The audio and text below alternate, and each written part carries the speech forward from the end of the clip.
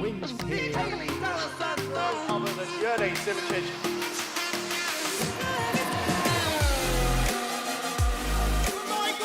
Oh, he's done it! Look at these two go. Mitch is going to do it! His first victory! The World Championship is done. What a race it's been!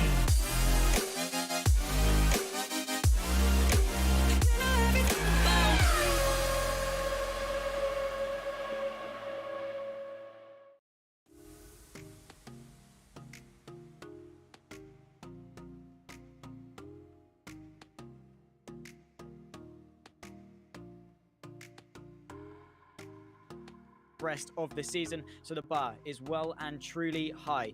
A quick reflection to how it shaped up in Malaysia. It was a good day in the office for the ground effect cars, able to secure a 1-2-3 lockout.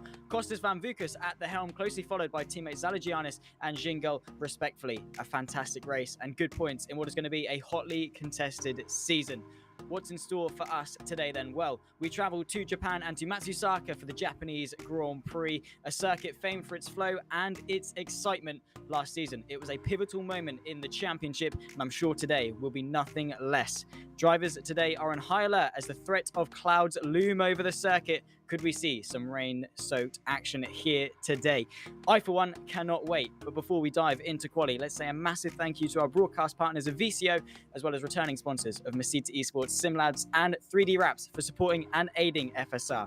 With that out of the way, my name is Zach Sweeney. I have Edward Hunter alongside me with Cam on Cams today behind the scenes directing the show. Well, Edward, you made your broadcast debut last time out. How excited are you for your second? Well, they say the first one's the hardest one, so hopefully this will be very straightforward. But the race, I'm sure, will be anything but. Suzuka, incredibly fast, high-speed, punishing circuit. That any little mistake is punished tenfold here, especially through corners like the two Degner turns, spoon curve. You really don't want to be going off in any of those places. And then 130R, which is incredibly fierce, and we've seen some major incidents there over the years. Of course, you mentioned last season, Cosmo Pasquiuto, victorious on that occasion for Royal Blue Racing on his way to runner-up spot in the championship. So certainly a track that the best drivers excel at. And but like you say, Ground Effect, the team in the ascendancy currently, we see Ground Effect in full effect very much. So we should expect them to be front runners today as well.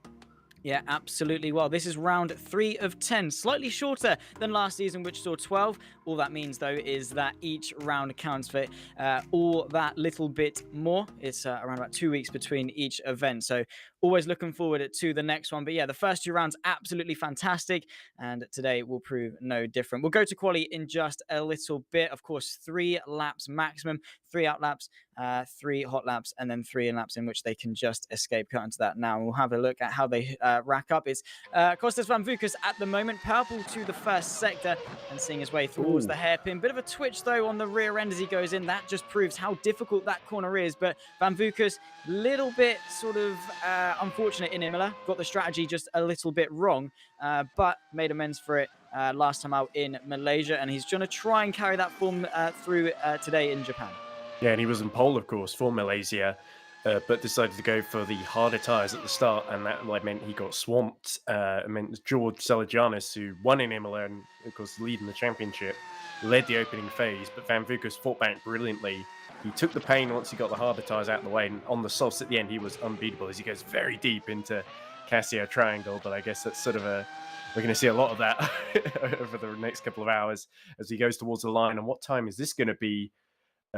It's actually Lianos who's got the fastest lap at the moment, 1:27.5, only 6 thousandths of a second ahead of Van Vukas' time that he just set there. So Van Vukas coming out the pits, fresh tyres on, he's going to give it another go with a fresh load of fuel in the back. So let's see what he can do.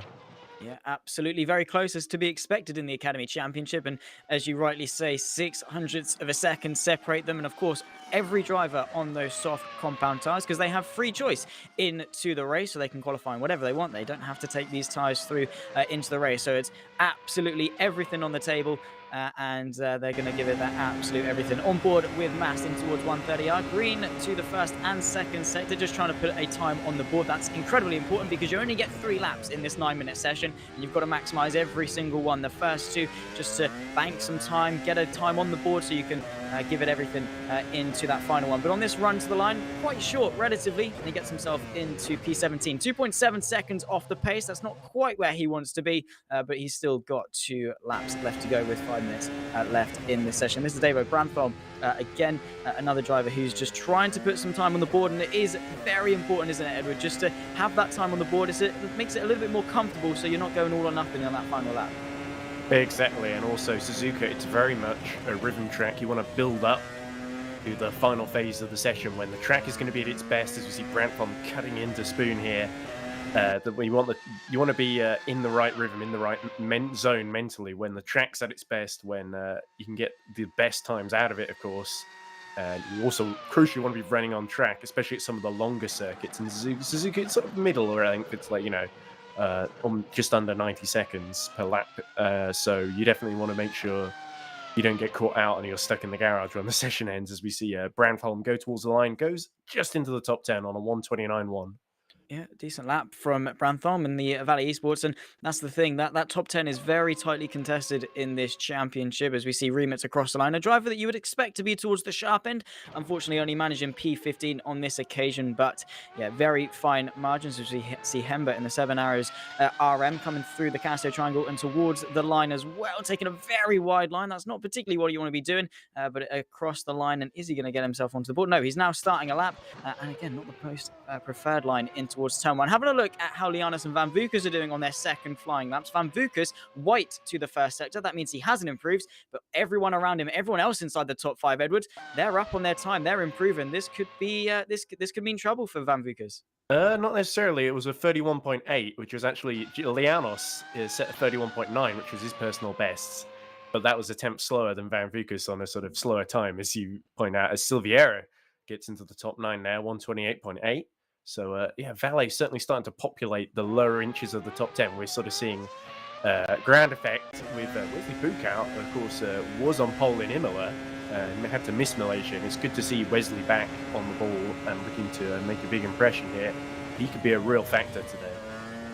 Yeah, absolutely. And Vagapov, he opted to take to the back of the grid at Imola, and of course managed to make his way up, and at the moment is purple to the first sector with a 31.7, about a tenth quicker than those inside the top 5. Slightly slower to the middle sector, but he's still got this final set, a couple of corners to go. Flat out through 130R, down on the anchors for the Casio Triangle. It's all about this exit. You've got to keep the momentum up all around this circuit. It's pretty much, you mess up one corner, you mess up the next 3 or 4, and across the line, what's he going to do? Can he get himself into the top 5? Can he get himself inside the top 3? It's 5th place. You were exactly right. 28-0. I am exactly right. You know me. And he had all 3 colours as well, purple, white, and green for his lap. But yeah, certainly not bad. But that's the thing. We've got 32 laps in store today. You know, qualifying, as important as it is, it's not going to be the be-all and end-all. You can certainly get some overtakes done here. Yeah, and like you say, Peter Vagapov pick and mix with his time of his colours there in his quality laps. But yeah, certainly as we look back at Guillaume Mass for TR Motorsports, of course, who have they've had a lot of driver changes going into this round, especially for their World Championship squad. They've got 2 completely new drivers, had to miss Malaysia, but Mass, I believe, also new to the squad, and he set a better first sector here, but his middle sector, nothing too special. Let's see if he can string it together right at the end as he exits the Casio Triangle and powers towards the line. What's it going to be for Guillaume Mass? Going to be 130.2, so he stays exactly where he is. Yeah, unfortunately for him, unable to improve. It's Lianis, Van Vukas, and Zalagianis, your top 3 as it stands, but Bukow is only 2/1000ths of a second behind. He really is on the fringes of that top 3. That's exactly where he wants to be after his stellar pace in Imola. And of course, he's going to try and carry that because it's going to be a very tightly contested championship. Of course, we had a bit of a runaway between Cosmo Prosciutto and Damien Scouron last season, but hopefully this season promises a little bit more. Of course, we're only on to our 3rd round now, but still, you can often see early on who are going to be the ones to contend with. And I think anyone inside our top 5 as it stands really are going to be those main contenders, really are going to be those ones pushing for consistent podiums. But hey, you never know, we might see some surprises. His remit across the line, what can he do? Green to the middle sector, slight improvement with a 29.6, but unfortunately unable to get himself any higher. And this is Daniel Brandtholm as well, currently P17, was inside the top 10 at some point, but he's only 3/10ths off and goes into P9. So again, getting himself back inside that top 10, and that's exactly where he's going to be wanting to be and where he's going to be wanting to aim. Yeah, good last 2 sectors there from Brandtholm, really saved the lap and keeps Valet in the picture. Of course, he's just ahead of Silviera, who ended up finishing 4th in Malaysia, had a very quietly impressive run as Zalagianis sets a personal best first sector, 32 flat. So he is trying to push, of course, winner in Imola, championship leader, trying to get back on song with his teammates. 3 temps down at the moment, so plenty of work to do for George Zalagianis. Looks to consolidate his championship lead and get the best possible starting position. Look at the flame spitting out the back of that as he exits Spoon, as it downshifts. So really on the ragged edge here, which is exactly what you need to be at Suzuka, as I was mentioning earlier. Let's see, as he goes towards Sector 2. Oh, it's not quite so good, is it, Zach? Yeah, no, not the best time, and this is the crucial time. Only 10 seconds left. This is his final lap. It's all or nothing, and he's got the threat from Bukow behind, who has improved on his time, and it's very fine margin, so he needs to maximize this final sector, just not even to get himself onto the front row, just to protect himself from behind. Just about manages to do that, improves to 27.791, but it's going to be all eyes on Wesley Bukow to see if he can get himself into P4. Yeah, indeed. So from Harvick, who's also up, Vagapov purple to the middle sector. He's got some good sector times in Sector 1 and Sector 2. It's all about hooking it up, though. What can Harvick do? Unfortunately, unable to improve. This is Bukow as he approaches the Sector 2 line. He is green to the middle sector as well. Vagapov into P3, a 10th and a half off Lianis' time, but he certainly is one in the mix now. Bukow pushed down to P5. He needs to try and get himself back onto that second row. What can he do? He's at the moment needs about, half a 10th, 6/100ths of a second across the line. Very, very close. Indeed, gets it and gets himself onto that second row. So yeah, very close in qualifying. The top 2 separated by just 6/100ths of a second, and our top 5 separated by just about 2.5 tenths. So yeah, really enjoyable qualifying session, and I'm sure it's going to be an even more enjoyable race. Yeah, and there's Oliver Perukian just finishing his lap and sneaking into the top 6 there. So really, we're seeing our championship leader punished there, because George Zalagianis just really didn't get the lap together and almost got knocked out of the top 5. Perukian just fell a couple of attempts short there. But yeah, certainly him messing up. Oh, well, not so much messing up, but not quite getting it together for that final lap really, really cost him, because when the track was at its best, the others improved and he got shoveled back.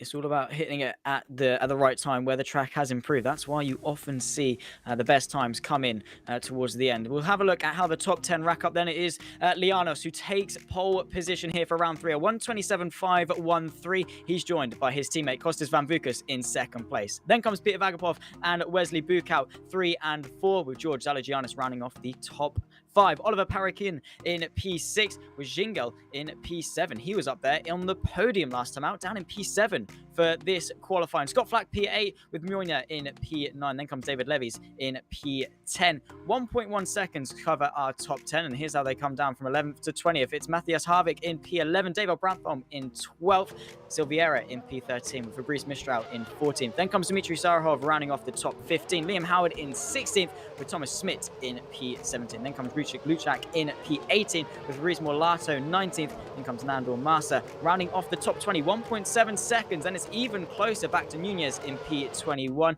Then comes the 36 Netrex car of Toyn in P22. Inject Remits in P23 with Dylan Hember in 24th. Then comes Guillaume Mass in P25. Slavanik in P26 with Alex Howes and Sophie Jones rounding off the grid in P27 and P28 respectfully. Certainly cannot wait for this race, Edward. We're going to just cut to a quick word from our sponsors in just a moment. No lap from Mitchie, unfortunately, today for Academy, but we're going to go to a word from our sponsors, and we'll see you in just a little while.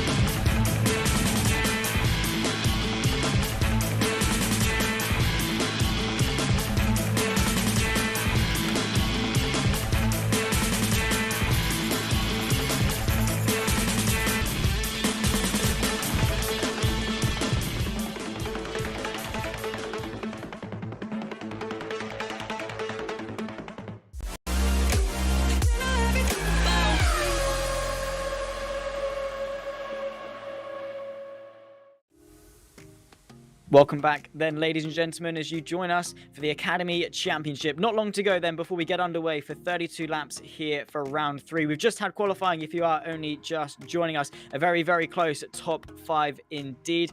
Edward, certainly one to look forward to, isn't it? You know, Matsusaka, this Japanese circuit, it's always one to give us some good action. That run in towards turns 1 and 2, very flowing, but it's going to be one where consistency is rewarded because, as you said in qualifying, very rightly so, it's all about momentum, it's all about flow, and it's all about settling into a rhythm. Yeah, and absolutely. The other thing is that Zuka is not the most forgiving track if you go off somewhere. If you're going to be in the gravel or possibly in the wall, especially at the 2 Degners, at the hairpin, there's lots of really tricky braking zones, and it's not the easiest place to run side by side either. But there are a few really good overtaking spots, like the Casio Triangle and like the aforementioned hairpin. But interesting story in qualifying there is that it seems very evenly handed between the Grand Effect drivers, with Lianos, who I thought did very well. He was the only one to really make the hard tyres work in the final stint at Malaysia, holding off Oliver Perukian really well. And he gets pole position now ahead of Van Vukas, of course, who won last time. So it really feels like the Grand Effect drivers are all taking turns to run at the front. Let's see if Lianos can string it together and take his first victory today, or if Van Vukas and Vagapov can get the drop off on him. Yeah, we'll certainly have to wait and see how that conspires. And as you say, yeah, strategy is going to be one that's interesting. We're not expecting the hards to take much precedence in this race. Of course, you know, again, you're very demanding on these tyres, a lot of mid to high speed corners around Matsusaka. So you've got to rely a lot on the tyres. And if you're on those hards, you're not going to get much grip out of them. You're not going to be particularly quick. So we're going to expect, soft to medium or even a 2-stop might be the way to go. But we'll have to wait and see. At the moment, the drivers are in warm-up, just a few minutes for them to settle themselves in and get themselves into the race. But the top 5, I'm not entirely sure what tyres they're starting on. I'm sure you can supply me with that information, Edward, but certainly going to be interesting. Is there any variation between them? Certainly quite a bit of variation. I think some of them are still deciding, because I thought Peter Vagapov was going to go for soft tyres, and he's just switched to medium in the little warm-up that's going on at the moment, so I'm not sure if what I'm seeing necessarily is going to correlate, but it certainly looks like a top 2 are both gone for the soft tyres, that's for sure, and then quite a few behind. Zalgianis going for mediums, as well as Wesley Bukout, so they didn't quite get the laps together at the end to get into the top 3. So they're going to try and make position by staying out a bit longer in the first stint and giving themselves a bit more option in the middle of the race. So we'll have to see if that works. I think probably you're going to want to try and sprint away on the softs, especially if you're at the front, whereas we might see a couple of the mid-pack and the tail enders go for the hard tyres just to sort of see what happens. We saw Dylan Platt try that in Malaysia as well for TR Motorsports, and he just sort of stayed out on the hards and sort of ended up dropping out of the top 20 in the end, I think, actually. So it really didn't work out for him, but it was a sort of gamble because he didn't really have the pace to make it work otherwise. So yeah, you do see people trying different things in Academy, certainly, even with the shorter distance than the other 2 classes. And when you have that sort of, when you're on that back foot, you've got to go for these gambles. You've got to sort of just say, if it works, I'm going to gain from it. If it doesn't, so what? I wasn't really anywhere anyway. So you've got to try it. You've got to, because if it pays off, you're going to be laughing. You're going to be pretty chuffed with your result, and you might be able to pick up an extra couple of points along the way. But yeah, I'm sure strategy, as we're saying, is going to take a big step forward in this race, and it's going to be crucially important, especially if people are struggling to get through, of course, these high downforce cars. It could be slightly difficult to follow each other just behind, and of course through those S's, through the Degners, through Spoon, places like that. Might be a bit difficult to follow. It might be a bit difficult to manufacture a pass. Of course, it could go either way. It could have some incredible racing, or we could not have much at all, and that's where the race is going to be won or lost in the pit lane, as drivers sort of come in a lap earlier, have the fresher tyres, come out maybe just away from the traffic, get a couple of laps in clean air, then be able to get the undercut, or conversely go for the overcut, go for a 2-stop, anything like that. Anything can happen, and we'll just have to wait and see how it transpires over the course of these 32 laps. And it is a relatively long run in towards turns 1 and 2, and of course, remember, today is round 3 of 10. So we're still very much in the early stages of the season, but every round is that much important. We had 12 rounds last season, Edward. That means, each round counted for a less percent of the total points, but with less rounds, it means you've got to maximize each one just that little bit more. Yeah, and I suppose from the drivers. They prefer having more rounds because if they have a bad start, then they have a bit more points on offer that they can use to catch back up. But certainly for ground effect, they'll be happy that it's a shorter season because they've done so well so far. And they start the front here, so it could be we could see a continuation, unless Peter Vagapov, of course, made a brilliant recovery in San Marino, actually, from the very back to get up to fourth. Running third today, could he get his first podium of the season? I certainly wouldn't bet against Peter because he's been incredibly impressive over the years, not just in formula cars, but also in endurance racing.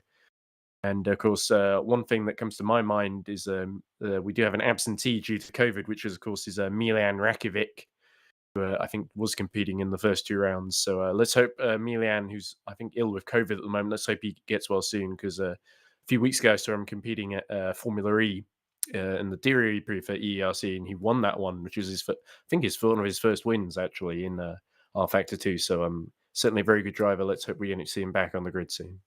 Yeah, hopefully. And interesting that you know about Peter Vagapov, because, yeah, his racecraft and his ability to cut through the field in San Marino was just absolutely incredible. So now he's got this opportunity towards the sharp end of the field. It will be interesting to see how he fares, because that's the ever important thing, isn't it? Being able to race, as you know, it's all good being quick. But if you can't race, you're not really going to get very far. He knows when to pick the right moments, when to go for the moves, when perhaps the strategy isn't going his way. He might need to change things on the fly. And it's all about consistency. You know, all good being quick, but how long can you keep that pace up? And I think Vagapov is going to be one of those people that really showcases that talent and really showcases his ability in order to do that. And as you say, maybe we might be able to see him inside the top 3. And yeah, interesting, you know, about COVID as well, because it's one of those things that unfortunately has stopped a couple of people from competing. Of course, we lost Michi Hoyer last time in Malaysia to him recovering from COVID. Unfortunately,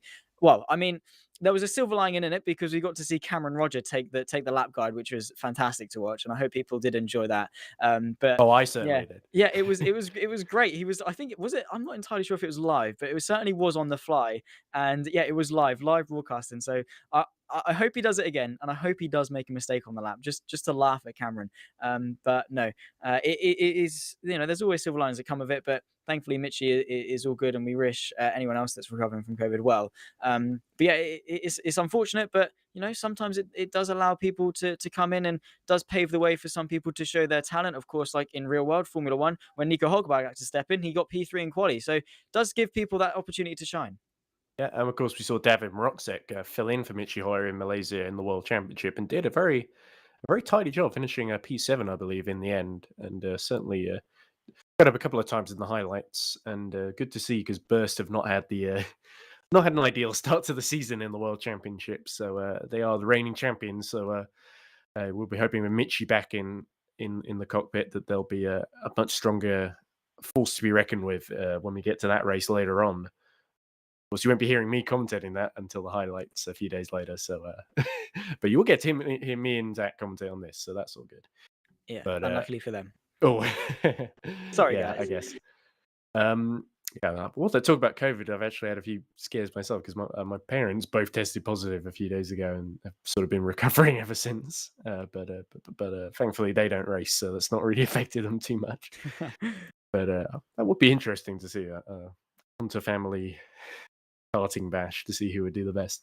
But certainly probably not around Suzuka. I doubt they'd last too many laps. My brother is the kind of guy who, playing racing games, always had to have. We used to play a game where he always insisted walls be put around every track because he refused to brake for any corner. And anyway, I think we're about to get going. So, Zach, would you like to take us away for the starting order? Certainly so. If you are only just joining us, this is how they racked up after quali. It was the 2 ground effect cars of Lianis and Van Vukas that are 1 and 2 on the front row. Peter Vagapov in third, with Wesley Buchout rounding off that second row in P4. George Dalagianis rounds off the top 5, with Parakian in P6. The number 7 ground effect car. Again, a good day in the office for them. Jingel P7, with Scott Flack in 8th for Super Venturi. Taking a look at the rest of the top 10 is Loic Moynier in P9, with David Levies in P10. Then comes Mathas Harvick in P11, with Davo Brantham in P12 for VCO Esports. Then comes Silviera in P13, with Fabrice Mistral 14th, Dmitry Zahov in 15th, and Liam Howard for Netrex in P16. Not the day he would have perhaps wanted for the Netrex cars, The rest of the top 20 are as follows: Thomas Smith in P17, Luchak in P18, Fabrice Morlato in P19, Nandor Masa in P20. Just remember, if you look to qualifying, 1.7 seconds separate at the top 20, very close indeed, and definitely look out for this midfield. Nunez in P21 with the 36 Netrex car of Choin in P22. Again, not the best day for Netrex at all. Sloveniak in P25 with Alex Hallows in P26. Indrex Remets in P27 with Garnier in P28 for the 94 competition car. And then Dylan Platt and Sophie Jones round off the grid in 29th and 30th, respectfully. Well, we've got a large populated grid. We're going to, I believe, the formation lap in just a second. Here they are, as you say, pretty split in terms of the top 5. 2 on the mediums, Peter Vagapov and George Zalagianis. The rest on softs, Lianos, Van Vukas and Bukow on those soft compound tyres. So, yeah, certainly a bit of variation in the strategy. But the top 2 on soft, so they're going to be the ones planning to get a pretty good getaway.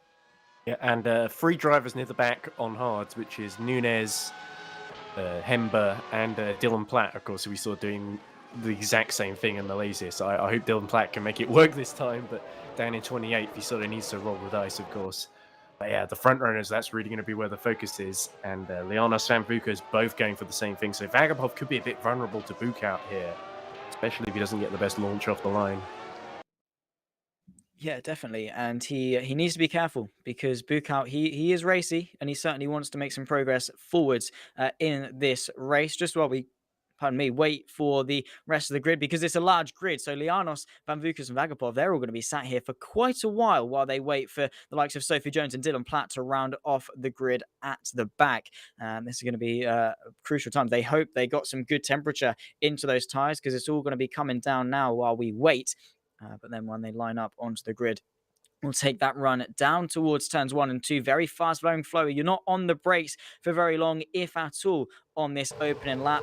But it is ever important just to get your race off to a good start as early as possible. Sophie Jones takes P29, the final grid slot, as we go to the 5 red lights for round number 3, the FSR Academy Championship. 5 red lights are on. Gilanos on pole, and we are underway and racing. A fantastic start from Wesley Bukow, already trying to pull alongside in towards turn 1, but a great start from Giannis, manages to cover off, and there goes Van Vukas already off and into the barrier here at turn 1. That is his race, taking a very much premature end. Zalagianis just trying to funnel his way through. Scott Flack up into P2, Moynier into P4 with Levy's P5. A fantastic start for them. An absolutely chaotic start for our main front runners, because Jingel, we've also got Luchak and Vagapov down to P15. A very poor start, even more contact as they go through Perikian being spun out. And Perikian, started P5, I believe, now down to P22. And we've lost Van Vukas, and we've pretty much lost most of our front runners out of this race already.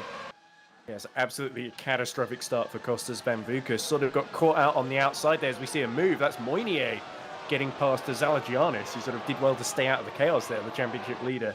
But now he's lost a position on his mediums. Moynier now is going to start to pull away. So Iris now, Bukow didn't make a great start, but Moynier did manage to thread his way through the carnage and is now well in the mix. Take a look at how it happened then. This is the race start. You can see Bukow got a really good start. Van Vukas not so much. I think he just got caught in the mayhem a little bit. You can see Bukow, I think, or Vagapov it was, that come alongside him, just cut him off a little bit and then straight into the barrier. And that's his wheel gone. And you're not really going to be getting very far. Yeah, Van Vukas didn't really have anywhere to go there, did he? Yeah, not really at all. You can see. This. Yeah, the Team Iris car just completely drives up the inside of him, gets it done, bit of contact, and into the side of Vagapov. Almost think Bukow got hit in the back there. Maybe so, but it just so him and Vagapov like really unlucky. And then just coming back into the carnage on the exit of turn 2. But here we go. Lianos just about holding the lead from Scott Flack in the Super Venturi at the moment. But Zalagianis looking very, very strong. Still ahead of David Levy, who we didn't talk about much, but he had a really good qualifying. Come in, won both races, I believe, in AMA to get onto the grid in Academy. And is keeping up with the championship leader. So TR Motorsports have definitely picked a very, very good new driver in their lineup there. Yeah, certainly so. And he's definitely showing to the teams in Academy that he's got what it takes. But yeah, Scott Flack really doing a great job of keeping Lianos on his toes because he didn't exactly start with the front 5. He was sort of languishing back in the midfield a little bit, but a fantastic start has given him this opportunity. And once more, Peter Vagapov involved in yet more chaos in this race into the hairpin. Thomas Smith was the one that went round and unfortunately tagged Vagapov, who now finds himself without a front wing. I think this is going to see how that transpired. Thomas Smith, P13, through the right kink. You got to brake very quickly. Did he just get tagged? No, Vagapov was the one that made the mistake. Vagapov got on the Thomas grass. Smith round, sent his rear end round, and then, of course, sliced off his front wing. So, yeah, Vagapov has just gone from bad to worse for him in this race, unfortunately. But Lianos, because Scott Flack's fallen behind Moynier as well. So another gap between first and second, 1.2 seconds. Smith as well trying to get past the slow Vagapov, who really is now just a mobile chicane up there. Yeah, and that's really not ideal. He's going to have to go all the way across the track to get into the pit lane here. And, yeah, a very, very ignominious first couple of laps for Peter Vagapov. A big shame for him. But the other event, Silveira up in 6th, so it's not completely out of the question for Valet to get a good result in this race as we look at Zalagianis, who has gotten up to 4th now. So it definitely looks like staying out of trouble has worked for him as he continues to hold off David Levy. Yeah, and of course, remember, on those medium tyres as well, which will certainly help him in the long run. He's taking the brunt of the tyre deficit now. Of course, they have to change compound at least once in this race. So Zalagianis getting that out the way, and around goes Thomas Smith. Yet once again, this time it wasn't aided by Peter Vagapov. And on the exit of the second Degner, probably just got a little bit squirrely on the AstroTurf. Do you think Schmidt sustained damage from the perhaps Vagapov so. incident? Definitely could have taken some rear end damage, which certainly would not be helping his rear end stability. Although he's already going on the attack on Hallows to the inside of the hairpin. Oh, look how wide Alex has gone. Had to take a massively wide line. So Smith not waiting around. Probably a bit of frustration creeping in for him as well. But yeah, Hallows just sort of gives him that one, says, okay, fair enough. And tucks in behind. But yeah, so far it's been a very chaotic race, but Moynier is sort of teetering on the edge of that 1 second. Of course, we're on to lap 3. DRS now is in effect. That drag reduction system that could help Moynier put some pressure on Lianos. We'll have to see how that one transpires. Here we go, another replay of lap 1. So Indrek Remek, so I thought was very, very late to the grid. Here he is, just slotting in at the back. And on the outside, sort of nowhere to go. Rear, oh dear, the rear wing's gone. There it goes, flying in front of the camera. But yeah, just sort of, he came late to the party and then found himself almost tagged at the side of the back there. Is that one of the Severin Harris cars he just passed? Oh, he's just completely hit in the back. Yeah, which is frustrating for him because certainly it's nothing of his doing. He didn't exactly make the mistake to see him out of this race, but that's racing sometimes, and that's the unfortunate nature of it that follows. Liam Howard has had a fantastic start. I think he was 16th on the grid. I did say this is not particularly where he wants to be, but I think actually it was a silver lining. It was a blessing in disguise, really, because he kept himself out of the trouble and the melee that was happening with the front 5, and it allowed him to creep up. And he is on the soft, so you'd expect him to make some progress on the likes of Silveira and Levy's and Zalagianis just in front, but certainly from 16th on the grid, not doing a bad job at all, and is extending the gap from Brantholm behind him as well. Here's Levy's closing in on Zalagianis, who certainly did not have the best of starts, but he's under pressure from the TR car, who is closing and well and truly within that DRS range. The only thing is, though, that Zalagianis has it on Scott Flack in front, and that could be his saving grace in trying to allow him to defend. But this is a pretty much 4-car train, I think, from Scott Flack down to Liam Howard. They're all inside DRS. Levy's using his push to pass and the DRS. Zalagianis going defensive to the right-hand side. Is Levy going to go all the way around the outside of turn 1? Is ahead before the corner. Still took a little bit of bravery to do that. And now he's setting his sights forward on Scott Flack as those soft tyres start to deteriorate. Yeah, good move by David Levy there, and Howard getting past Silveira as well. So Liam Howard 3rd in the championship. He's got Zalagianis, his main rival, right in front of him, and with Van Vukas out the picture, this could be a really big opportunity for Liam Howard.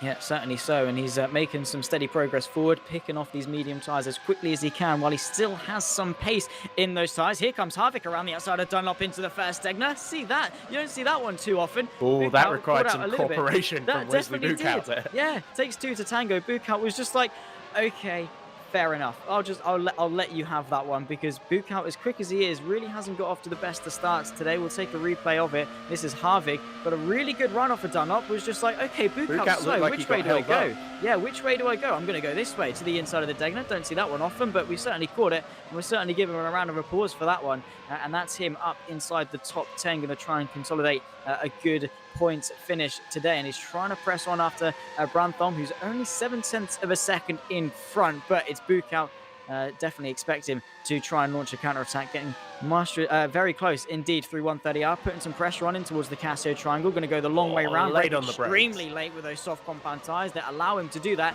Is he going to go for 2 cars in 2 opportunities, because he's got Brantham now in his sights and with the DRS?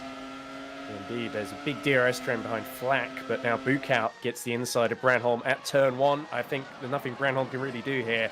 Bukout through up to 9th and continuing his recovery after being spun around at the start.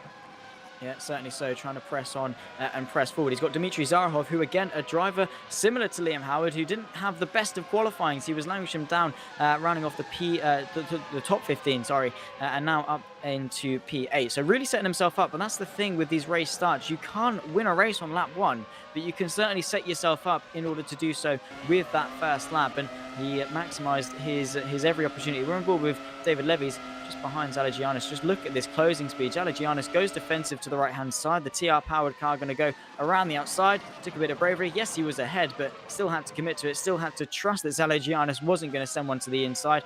And then Liam Howard also made easy pickings and got himself into the top 6. Back to live coverage, and we are on lap 6 of 32, around about halfway-ish through the stint, because these tyres are going to last around about between lap 12 and lap 18 are those soft compound tyres for this first stint. That's when we'll see the likes of Lianos Muonia and Scott Flack bar their way into the pit lane, but it'll be interesting to see how the rest of the field cope with those medium tyres. Unfortunately, we've already lost a fair chunk of the field, down to now just 24 runners. But yeah, still a very tightly contested midfield. And yeah, while Lianos is sort of running away with it at the front, from second downwards, certainly could be a good fight. Yeah, Moynier was catching him not too long ago, so I think Moynier deciding to save the tyres and use them a bit later on as, Howard goes very, very deep at turn 1 and slots back in. Thankfully, not losing a position because he's pulled the gap to Silviera. But yeah, we're just also looking at Oliver Perikian challenging for 16th place. Now, Oliver Perikian in the ERC Endurance Championship drives for Into the Points racing team. They won their first endurance race, actually, at the Nordschleifer of all places. As we look at a replay of what happened to Liam Howard. How did it happen? It says in the Halo. Well, we're about to find out. He was trying to make the move on the outside as Zalagianis. Zalagianis wasn't defending too hard, but actually was still there on the inside. Howard gets wide on the curb, and thankfully able to rejoin there. So close battle there between the championship contenders, Zach. Yeah, certainly so. And again, as soon as you're over that curb, as soon as you're onto that AstroTurf, you really are just a passenger.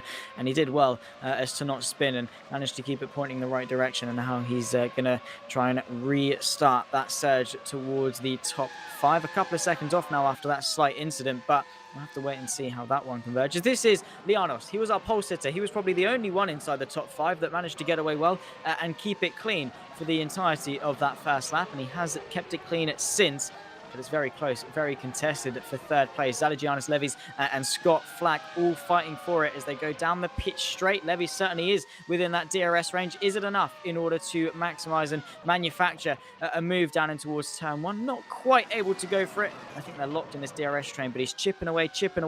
And all it takes is maybe a mistake from Scott Flack, maybe a mistake from him out of that Casio triangle. As we see Silviera, was that him going quite deep that was into turn 1? And Bukout, Zarahov going a little bit wide and allowing Bukout into P8. So again, he's making a good charge towards the front. He's got some good pace, but unfortunately, again, similar to many of his people in the top 5, he just unfortunately couldn't maximize it and is now starting to claw his way back through. He's pretty much the lead car apart from Zalagianis in order to do that, and that's probably going to be an interesting point, is those that were affected in the top 5 on that lap 1 chaos, to see them now try and claw their way back through. Is it just me, Zach, or did Zalagianis defend a lot harder against Liam Howard than he did against David Levy? David Levy was not really fighting with him for the championship, at least at the present moment. Very true. Yeah, very true. I mean, we're only 3 rounds in. We've only got 2 rounds of confirmed points. So, yeah, while it is a little bit earlier on, you've got to make sure you're taking every opportunity you can to gain some points, because it can always come down to at least 1 or 2 towards the end, and then you'll be looking back in hindsight and you'll be kicking yourself, wishing you defended a little bit harder. So, but at the same time, you don't want to blow a load of... Zalagianis gets very far on the inside of the curb there as he continues to chase David Levy, but at the same time, you don't want to see someone coming through, defend over aggressively, and you're both in the wall all of a sudden.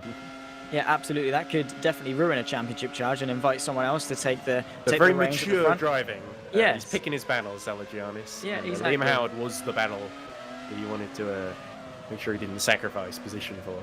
And he certainly, well, he played it well because he's still in this race. They're both still in this race, and he's still in contention for a podium. Yeah, I which couldn't see allowed him Liam Howard being too upset about that one. 'Cause No, it was- yeah. He wasn't quite far enough along to the outside. Look at Scott Flack, the tyres, the soft tyres starting to wear as we get into lap 9 now. We heard just before the race that the soft tyres can last about 10, 11 laps at best, really, until they start to become a bit second-hand. So the mediums will start to come into their own, and we're going to see Levy and Zalagianis, I think, leading the way for a few laps.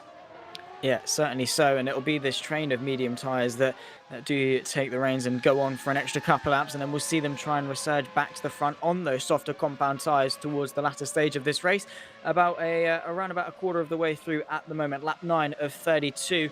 And Levy's, trying to put that pressure on Scott Flack now because those medium tyres will certainly be gaining a little bit on those softs as the soft deteriorates slightly quicker than the harder medium compound tyres. Levy's still within DRS range as they go through into 130R, completely flat out in these cars, so still going to be gaining a little bit in the slipstream. Just look at how much Levy's gains under brakes into the Casto Triangle. This exit is going to be ever important, and Scott Flack's got to be careful because Zalagianis is there and in the mix. Scott Flack using his just boost of energy down the straight, try to defend, and then Levy's unable to close enough into turn 1 in order to go for that move. So still managing to stay in front, because the thing is, Scott Flack wants to end this stint on a high. He doesn't want to fall behind the medium runners and then lose a bit of time. He wants to stay in some nice clean air, at least until he has to come into the pit lane, and battling with Levy's, battling with Zalagianis is only going to slow him down and potentially maybe even tarnish a later offense onto Moynier, onto Lianos, which is quite outlandish at this point, 7.5 seconds between them, but you never know. And it also might even damage his chance for a decent shot at the podium. So if Levy's does go for the move, I can't see Scott Flack defending it too hard. Yeah, and Scott Flack, of course, who retired really early on. I think we missed it on the broadcast in Malaysia, but he got flipped over, I believe, or he was in an instant where somebody flipped over, that's for sure. And Scott Flack retired, so I'm pretty sure it was him.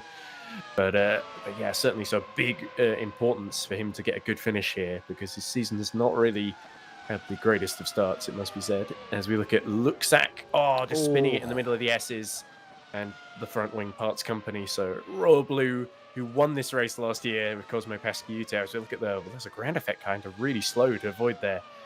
It's not really going so well for Royal Blue this year, is it? Matsusaka, sorry. Yeah, no, not exactly the best way. And of course, as you say, managed to contend for the championship last season and unfortunately haven't got that way today. Levy's really isn't going for the slipstream. He's not darting to the right to try and follow Flack and stay in that slipstream. So maybe he's not too interested in going for the move. He knows these soft compound tyres are going to be slightly quicker.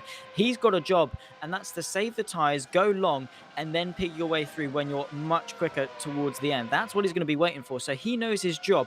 As frustrating as it is as a racing driver to have to sit behind and play second fiddle, he's doing everything right. He's not fighting, he's not losing time, he's not burning out his tyres. He's using the DRS, he's using Scott Flack's pace, and he's just sitting there waiting for him to go into the pit lane. Then he's going to give it full beans when he's got a few extra laps along with Zalagianis to try and push forward and maximize their stint, because this alternate strategy could be one to look out for.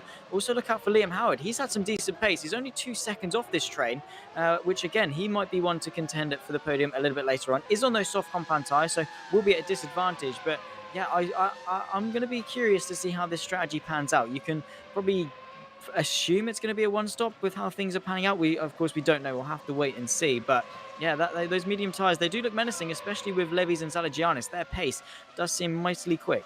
They would be if they could get past Scott Flack, of course, but since they can't, that really allows Lianos and Moynier to consolidate the 7.8 second gap they've built up at the moment. And even as the tyres start to wear, they'll still be able to keep in front because they've got the soft tyre runner of Scott Flack doing their job for them, really.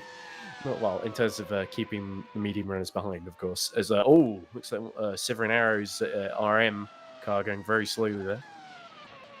Yeah, we'll see what happens. Oh, So it's this is Hember. Yeah, through turn one, probably just a little bit too early. Yeah, and Ah. swapped ends, unfortunately. Managed to keep it out the wall, which is a fate that Luchak couldn't boast about. But yeah, down in P21, and here's Scott Flack, a replay of him. Is this finally where he got overtaken, or did he make a bit of a mistake? Isn't under any pressure, and in towards turn one, just goes in way too deep over the AstroTurf. Very The deep tyres into didn't have turn the one. grip there, did they? Yeah, Zach? no, absolutely not. These soft tyres really are going off. Maybe pushed a bit too hard, but that allowed Zalagianis through. And now And Dylan yeah, David Levy, sorry. and David Levy's both into P3 and 4 respectively. So Scott Flack might be thinking about going for an early stop here. He might well be because the tyres starting to look second-hand, and Liam Howard is going to be all over him in a matter of moments. So yeah, certainly Super Venturi will have to change the strategy now because they can't get the soft tyres to last as long as they really wanted to. Great to see Super Venturi, by the way, stepping up to the World Championship with Liam Duval, of course, a podium finisher and the Indy 300 winner at the beginning of the year in the driving lineup. So certainly looking forward to doing the highlights and commentating on that. But at the moment, Super Venturi struggling to really stay in the top 5 race. Yeah, well, Ground Effect is still having a pretty good day with Lianis out in front. Of course, they managed to take 1 and 2 in qualifying, which, again, was certainly something to be happy about. Unfortunately, Van Vukas, we've lost him from the race. But yeah, Lianis is still running the flag high and making them proud. And of course, after boasting a podium lockout last time out in Malaysia, Ground Effect really are the team to beat, it seems, this season. Oh, we see Liam Howard, the first of those soft runners into the pit lane, and he's onto the medium. So could this be a 2-stop? Is he going for a shorter medium stint and then back onto the softs a little bit later on? Wesley Bukout as well onto the mediums. We're getting told it might, in fact, actually be able to go for the 1-stop. So they might be able to take these medium tyres. But a very early stop from Liam Howard and Bukout. And they have just about managed to keep it in clearish air. So they might be able to take these tyres and go for a bit of an undercut. I wonder if this is a response to Howard being not ran out of road, but sort of not losing time because Zalagianis sort of successfully defended against him. So he sort of decided, right, I need to get on the mediums now and sort of gain ground so that when Zalagianis stops, I'm ahead of him, is sort of the thought process there, perhaps. But it certainly makes sense that Bukout doing that after having such a difficult start to the race, trying to hit early and gain some ground. But can they make the tyres last? It's going to be quite a job, that's for sure. Yeah, certainly so. But just we talk about how well Lianis is doing. Moynier has kept him pretty honest. That gap has sort of stagnated around 2-ish seconds, has sort of fluctuated into the 1.9s up to the 2.5s. And Moynier is into the pit lane. So going for that undercut, how much can he gain? Can he get the track position ahead of Lianis? It's going to be a tough ask. Maybe Lianis is going to play the safe game. Here comes Levy's on the back of Zalagianis, who was able to find a way through.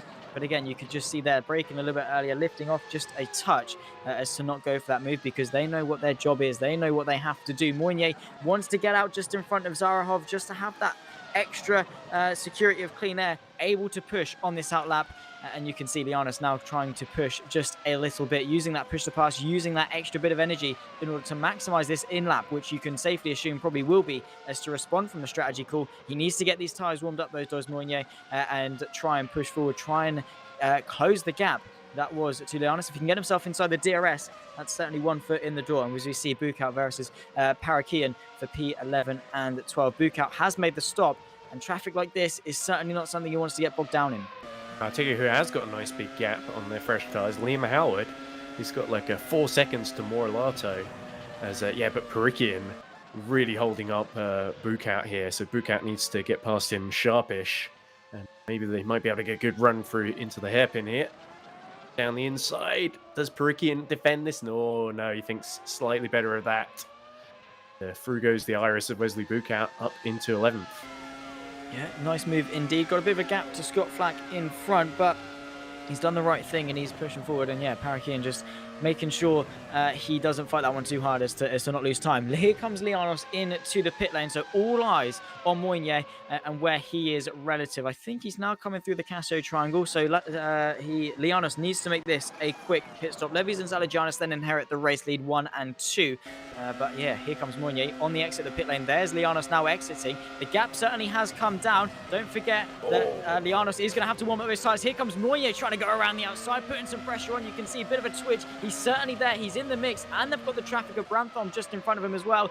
this race is well and truly on. Of course, Mounier is going to have that lap older tyre, but this track position, this gain of time, as they're now stuck behind Brantham, this certainly could get very spicy very quickly, because Lianos goes for a move on Brantham. Mounier could then capitalise off it to the inside of the Technus, maybe not quite. But yeah, Brantham will definitely play a factor in this, and Mounier still has an opportunity. Going off really wide on the exit of these corners. Those mediums are starting to wear too now.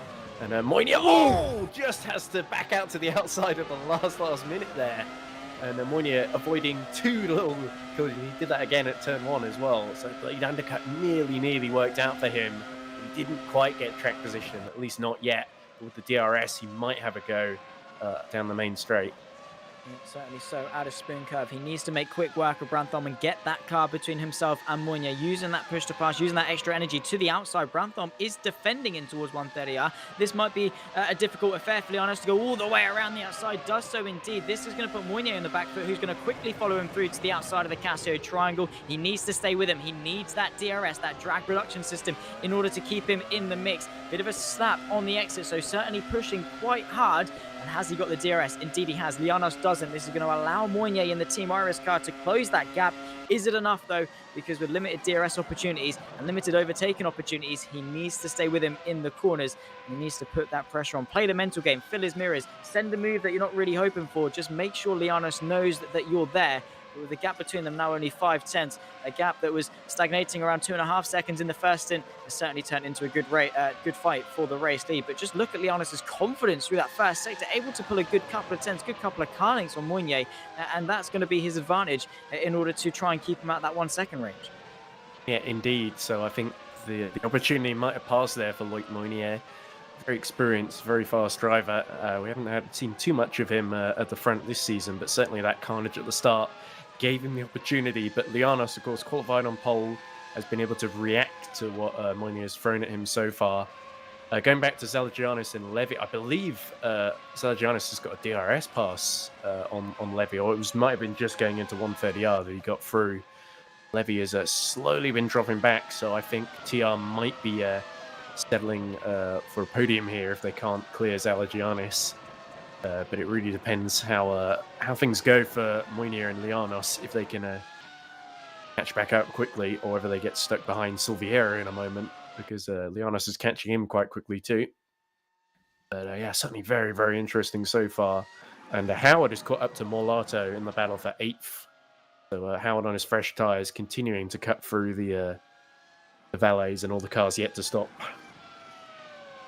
Yeah, certainly so. And yeah, interesting that you note that about Silviera. Here comes Arahov into the pit lane, a driver that's been doing very well considering where he started in this race. Missed his pit box though, had to dump it into reverse. That's going to cost him a and good couple of Zaharov seconds. going for the hards. And he's onto the hards. We saw a couple of drivers start the race on this tyre. Weren't expecting anyone to go onto it mid-race though.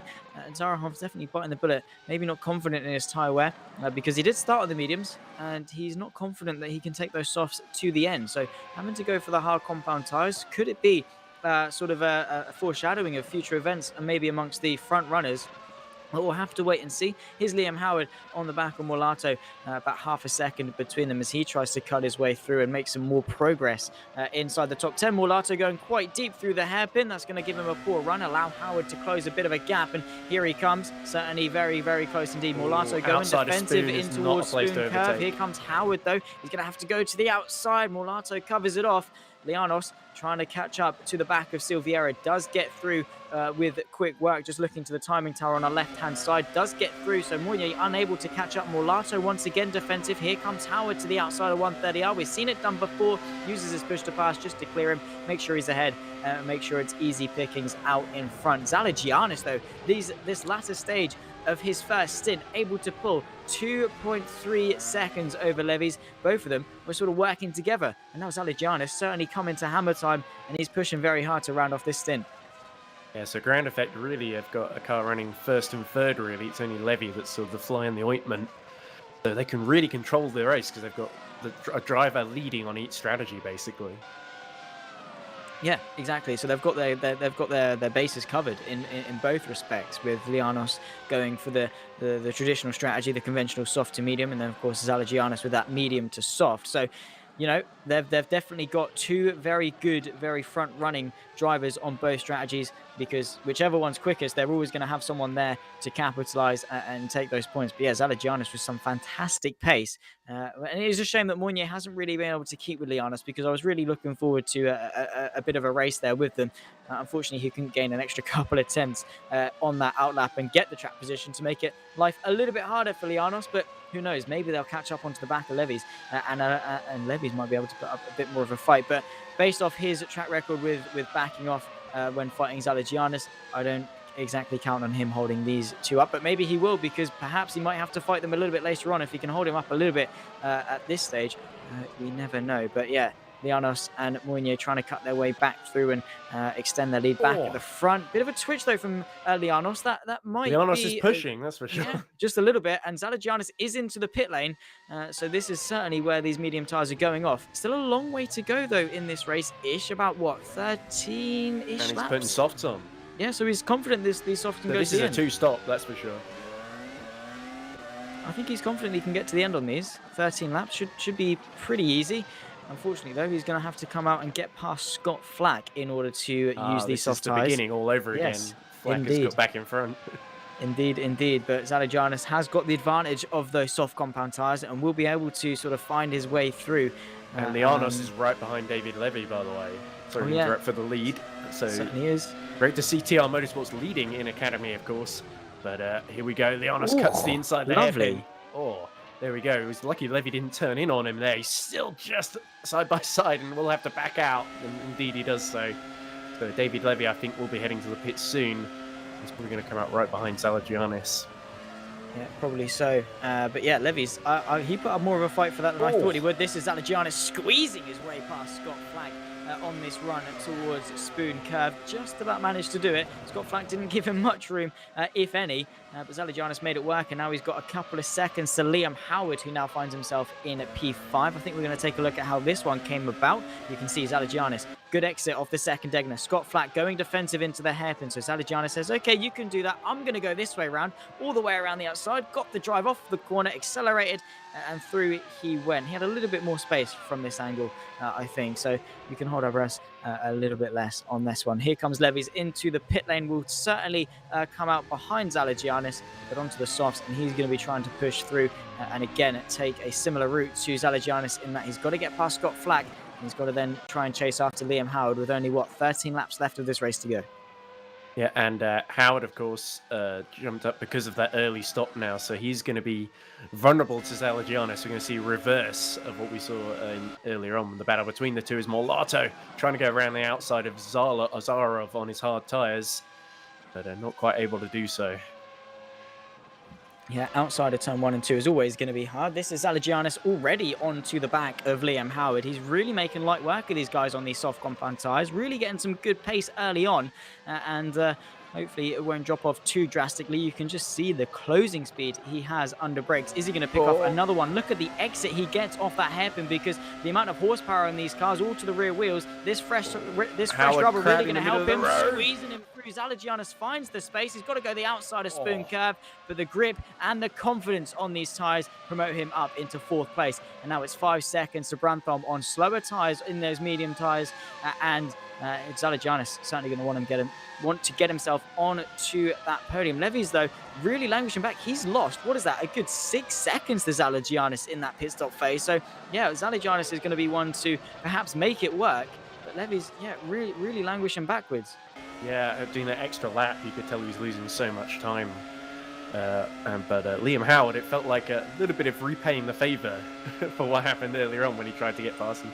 The DRS, he closes in again, but surely in those old tyres, he's not really going to be able to make inroads. Yeah, he's just fighting a losing battle, I think, is the story to that one. This is Morlato again trying to have another go at Dmitry Zarahov down the pit straight. Zarahov giving him a good fight despite being on the hard compound tyres, but Morlato DRS and push to pass, sails around the outside, or even maybe not, because Dmitry Zarahov does keep his nose on the inside. But Morlato, soft compound tyres, it's not really much of a competition at all. And up into P11, bit of a gap back to Harvick, or up to Harvick, I should say, for the top 10, but certainly going to try and consolidate this P11. Considering, to be fair, he did start quite a way down in the midfield, if I'm not mistaken. So, yeah, he certainly has a good gap. This is Jingo to the inside of Mass. Jingo was on the podium last time out at Malaysia. Oh, Bit of a little contact as he contact. tries to get through on those hard compound tyres of Mass. He's got to go around the outside of the S's, claims the racing line and up into 15th place. But yeah, for Jingo, is a shame because of the pace that he showed at Malaysia, but still a good day in the office overall for Ground Effect. Yeah, certainly. And, I'm sure Single will learn from this and come back stronger. But yeah, certainly feel I always feel like a sharp intake of breath is required whenever I see someone trying to go around the outside at turn 1, even if they've got way fresher tyres, because there's only so much space to go around. As Vagapov, still in the race, has a go at Mass as well. Oh, locks up down the inside into the hairpin. A very aggressive move there from the valet driver. And Vagapov, whose race has not really gone to plan. Still in it though, and doing his best to get something out of it. You still get points if you finish in the top 15, let's not forget, as there's Brandfolm, the last car to pit really in this phase of the race. 10 laps to go, puts on some medium tyres, so Brandfolm should be good to the end then. Yeah, very easily so. And yeah, well, that's made light work for Zalagianis. He can now set his sights perhaps forward to Moynier.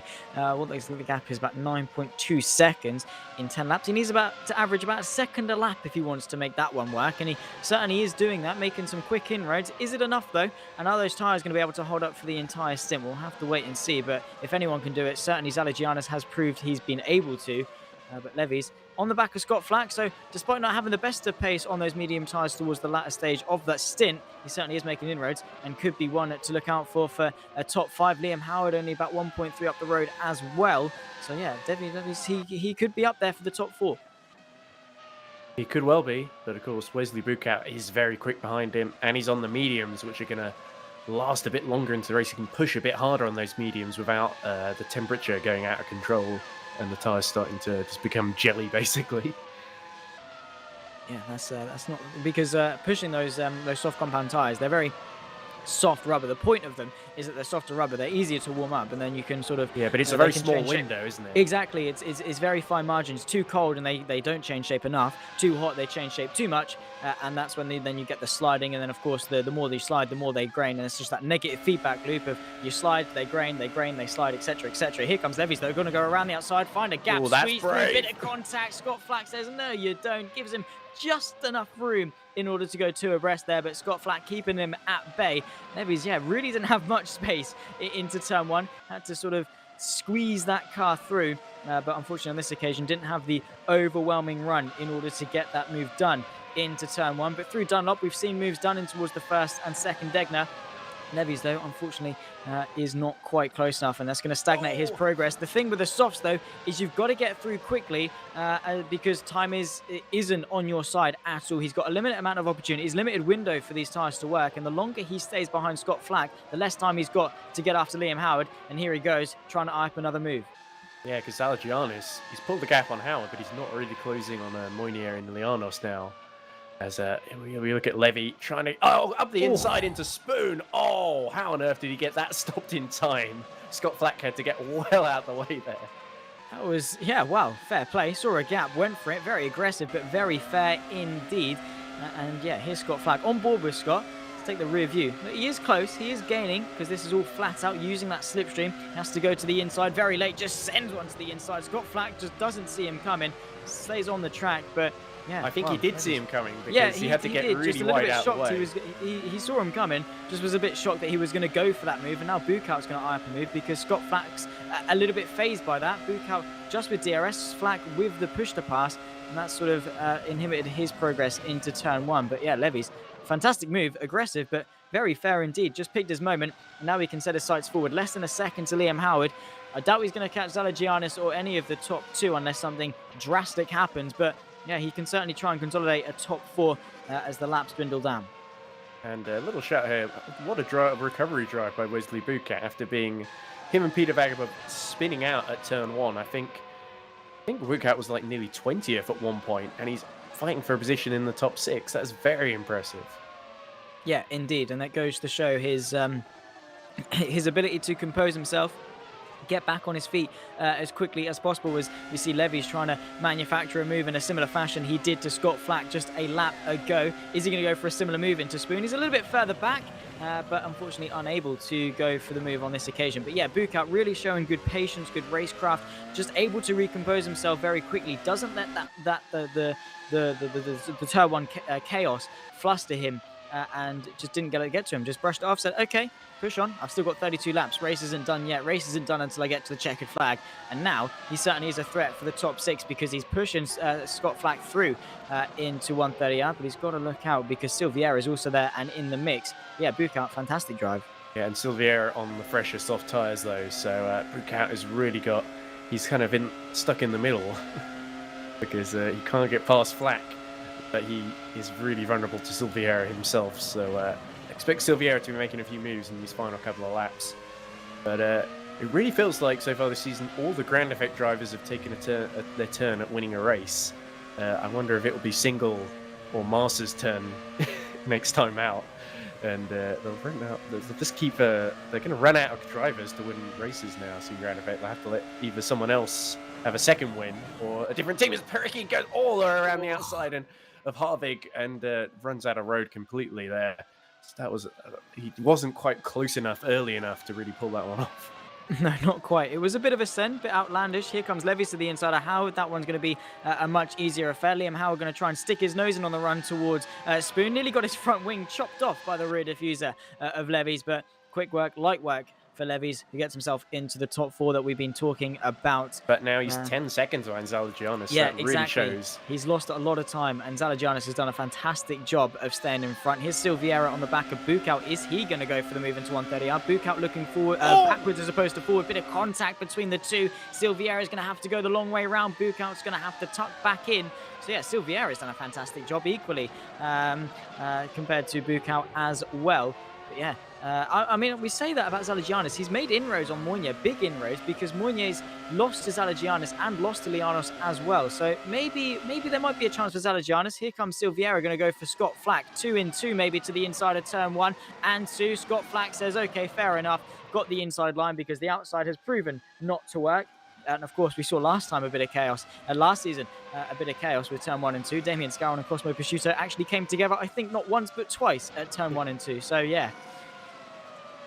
Indeed, and you'll get to comment on Cosmo Pasquito in the pro race in just a moment once this is done, Zach. But yeah, Wesley Bukout has now got the task of getting past Scott Flacky, and his Silviera is no doubt going to challenge Liam Howard in a moment. So Howard really struggling to hold on to the top 5, and it's been an okay race by Howard. He's had his moments here and there, but really he's lost a bit of ground to Zalagianis, and it really that bad qualifying, even though there was carnage at the first corner, it was the qualifying that really set him back as usual. In the loser as well. So, but definitely Moynier, as you say, losing a few seconds to Zalagianis and could be vulnerable if he's used up too much of his tyres fighting after the first pit stops with Lianos early in the race. Yeah, certainly so. It's those small moments early on that can really cost you later. And we're seeing the tail end of that now. Here's Silviera on the back of Liam Howard. He's really made a resurgence of pace on those soft compound tyres, just cutting through them. In fact, going to eye up a move for the top 5 now. Maybe might be able to go for Levis if he got the pace, because he's certainly showing it. Push to pass and DRS down this pit straight will make light work of Liam Howard to the right-hand side of turn 1 and 2. Now he can set his sights forward. But fantastic drive. The alternate strategy. 3rd, 4th and 5th in this race. Of course, Lianos and Moynier have sort of been unmatched, but even then, Zalagianis is only a few seconds off Moynier. So perhaps if Zalagianis didn't get involved as much as he did in that turn 1, turn 2 kerfuffle, he might actually have been a threat for the top 2, maybe even for the race lead. But, you know, ifs, coulds, buts, maybe. Well, it was him and Levy being stuck behind Scott Flack, really. Exactly. That allowed so them to pull away. Those small things that we can see in hindsight, if, coulds, mutts, babies, whatever, it's all skeptical, but we never know. But either way, 3rd place still, Zalagianis will not be complaining especially about with that Van Vukas out the picture. Yeah, exactly. In terms of the championship, you know, he's taken some decent points over his rivals and scoring some decent points himself. So yeah, overall a really good day for Zalagianis, for ground effect as a whole. But yeah, this alternate strategy, it's been pretty equal between the two. So either have worked, but towards this latter stage of the race is really getting us some good action, especially if Silviera can make some progress on Levy. Yeah, there we go. Last lap for Levy, 1:31.2. Silviera, 1:30.9. So yeah, he's definitely closing. That was like 3 tenths faster at least. So nearly 4 tenths actually. So I definitely think Navale is going to have a go in the last 3 laps or so. But whether he's going to get through is another matter, as out being passed by Brandholm here. Yeah, falling further and further back. So Bukout, yeah, he has had a good recovery drive, but he's not really been able to hold off against the guys who've hit late on for softer tyres. Yeah, that's the thing. It doesn't matter how quick you are. If you haven't got the tyres underneath you, you're not exactly going to make much pressure, and there's nothing you can really do about it. If it doesn't matter if you're Max Verstappen, if the car isn't quick enough, you're not going to be able to make that to do magic with it. So unfortunately, Bukout, as good as his drive has been, it might just have to end here. Here we go, side by side with Massa on Parakian, I think. Goes around the outside, settles in, and up into P13. The midfield certainly has been tightly contested. It has been very close. And we've seen some good action. It's a shame that Lianos, well, we can't discredit him for it. We can certainly be annoyed at him for running off with it, though, because it's deprived us of a fight for the race lead. But hats off to him. He hasn't put a foot wrong at all. Kept out of the melee of turn 1 and 2 on lap 1. And since then, just hasn't looked back.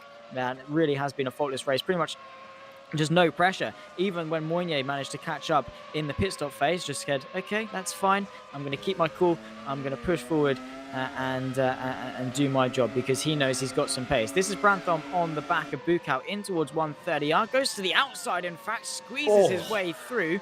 Manages to get the racing line, so it worked off for him in the long run. But yeah, that certainly was a very, very close way to get that move done. Lap 29 of 32, this race is drawing to a close. Alagianis is gaining on Moynier.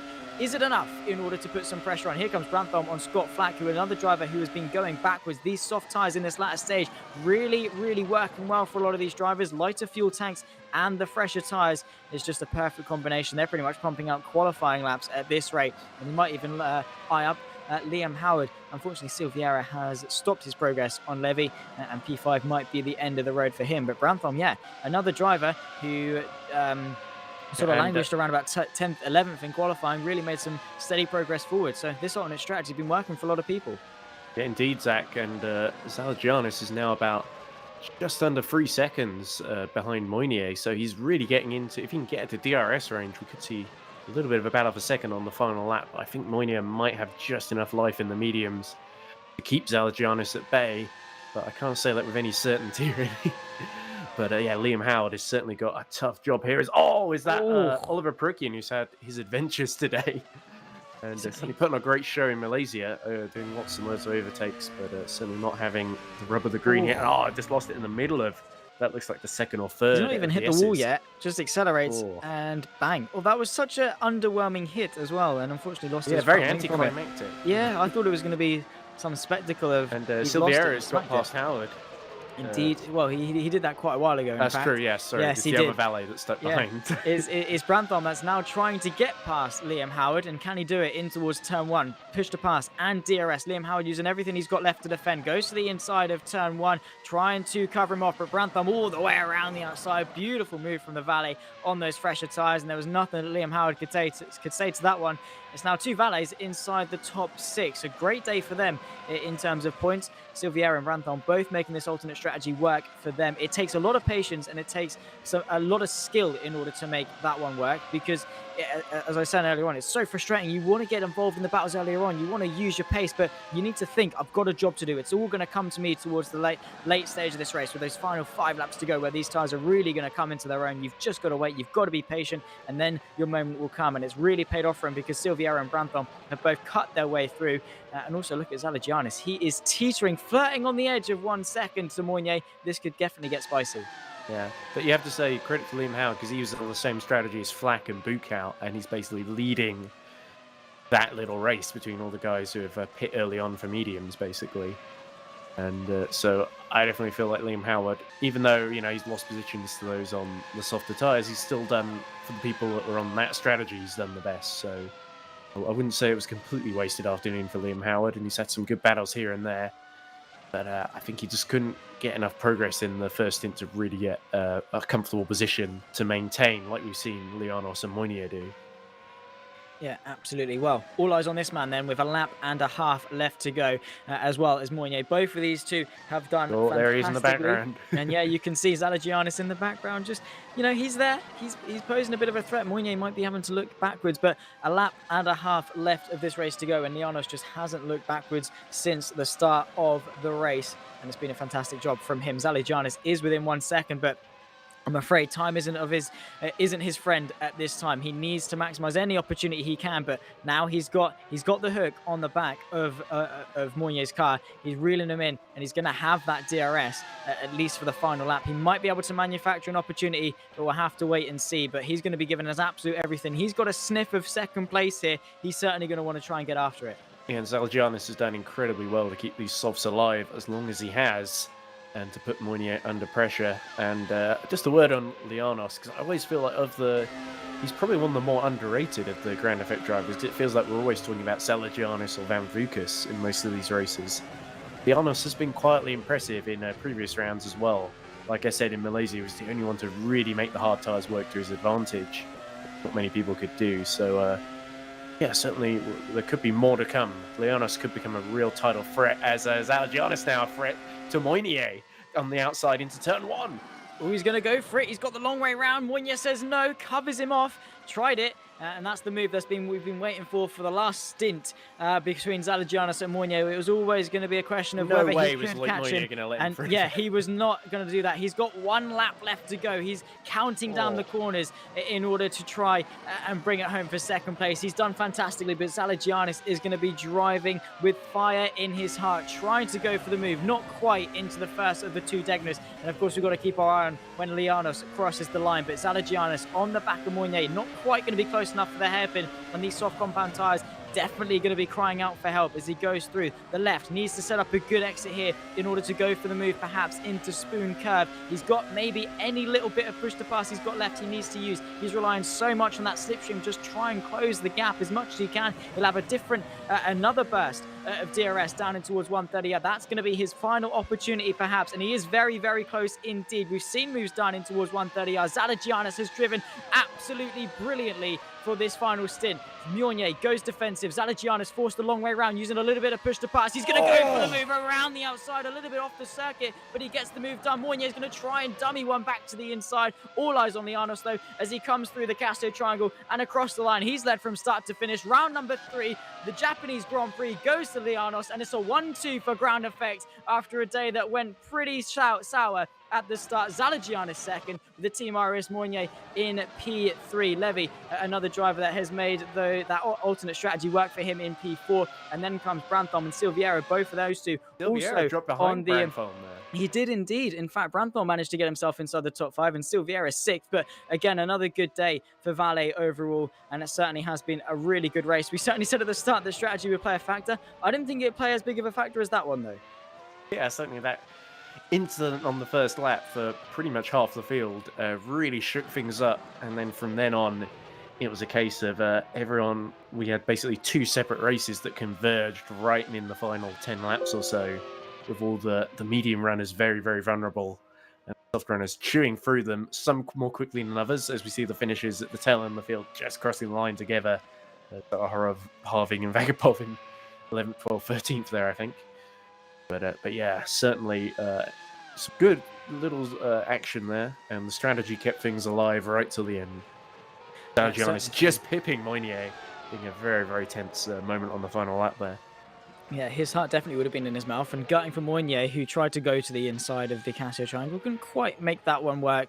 But yeah, Zalagianis, great move around the outside. Yeah, full credit to him. I think he just about kept 2 wheels on track. Yeah, so exactly. He had to keep the position. It's a brave move to make. It is a very, very brave move to make. Well, here is the top 10. Lianos for Ground Effect and Zalagianis for Ground Effect also 1 and 2. With like Mounier in P3. Then comes David Levy's in P4. P4, with Davo Brampton for Vale P5. Silviera also for Vale in 6th, Liam Howard P7, Scott Flack in 8th, Wesley Bukow in P9, with Fabrice Morlato rounding off the top 10. From 11th down, Dmitry Zarhov in P11, Harvig in 12th. Peter Vagapov, after a really poor start, tried to recover, only managed P13 in the end. Nandor Masa in P14, Rajingal in 15th. Then comes Mass for the 63 TR powered by Geeks Energy 16th. Sophie Jones managed to make some good progress, up 13 places to P17. Mistral in 18th. Oliver Perikian unfortunately having a big crash towards the end, only managing 19th. And then Snap Vangers rounding off the top 20. Dylan Hember, the last of our finishers in 21st, and those that didn't make it to the checkered flag: Indrek Remits, Thomas Smith, Luchak, Hallows, Platt, Nunez, Sloveniak, and Kostas Van Vukas, one of our front runners that we lost on that lap 1 melee, which unfortunately cost him a chance, after taking a very good result in Malaysia. But it's a 1-2-3 for round 2 in Malaysia, and a 1-2 for round 3 here in Japan for Ground Effect. They've done fantastically, and they certainly are the team to aspire to.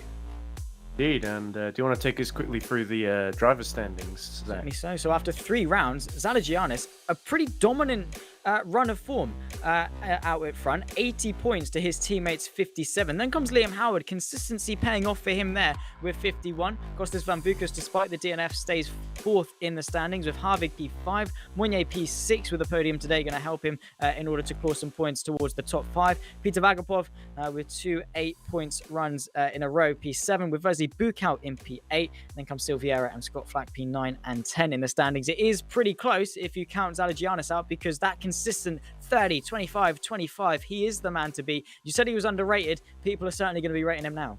Well, it's Lianos, who is certainly a little bit underrated. And after that performance, pole position, staying out of trouble. The only thing that might get him in trouble is that instant beginning between him, Van Vukas, and Vagapov. The question is whether Vagapov and Lianos gave Van Vukas enough room. I think Van Vukas might feel more aggrieved at Vagapov than his teammate personally, but certainly it's a big blow to Van Vukas's. With only 10 rounds, it's a big blow to Van Vukas's title hopes, but he'll be able to recover from that, certainly, if he has the pace that we saw in Malaysia. Yeah, certainly so. Well, that's the Academy action done and dusted. Join us for round 4 on the 17th of April in a couple of weeks' time. But for FSR, that's not the action done at all. We've still got the Pro and the World Championships yet to come up in a few moments' time. I'll be on the Pro, and then you'll have the pleasure of Lewis McGlade and Ewan O'Leary for the World Championship. Edward, it's been a pleasure to have you alongside me today, our first time working together. And I certainly cannot wait to see if we can work together in the future. Well, absolutely. Gents, yeah, certainly so. Is there time just before we end for a driver of the race from you very quickly, Zach? I'll do one too. I have to say, I think it has to be one of the Ground Effect boys, isn't it? It's got to be either Lianos or Zalagianis, because they both drove fantastically. So for me, it's one of those two. Fair enough. I think shout out to David Levy. I think TR Motorsports really needed get their season underway, and rare that you see them in the top 4. So great to see David Levy, even though he wasn't quite able to live with the pace of Zalagianis. I think that was a really solid performance, and great to see Loic Mounier, even though he lost out on second right at the end, was a much better performance from him. So let's hope we see those patterns continue as the season goes on. Yeah, well, for the final time in this stream, a thank you to our broadcast partners of VCO, as well as our returning sponsors of Mesita Esports, SimLab, and 3D Wraps, again, for supporting FSR and certainly aiding us today. And of course, we welcome VCO this season as broadcast partners, but the action stops here for Academy. As I said, join us for the Pro and World Championships in just a moment. For myself and Edward, with Cameron Roger on cams, we certainly have appreciated you joining us for today. We hope you enjoyed, and we'll see you next time. Bye-bye.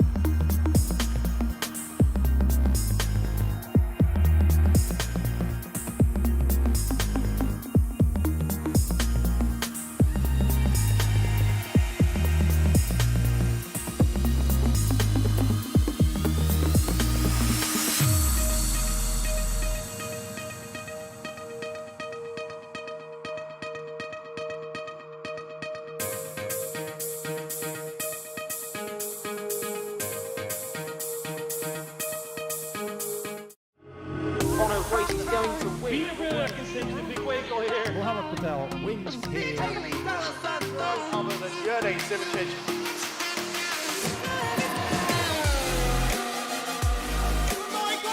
Oh, he's done it! And Look at these two go. oh, he's going to do it! His first victory!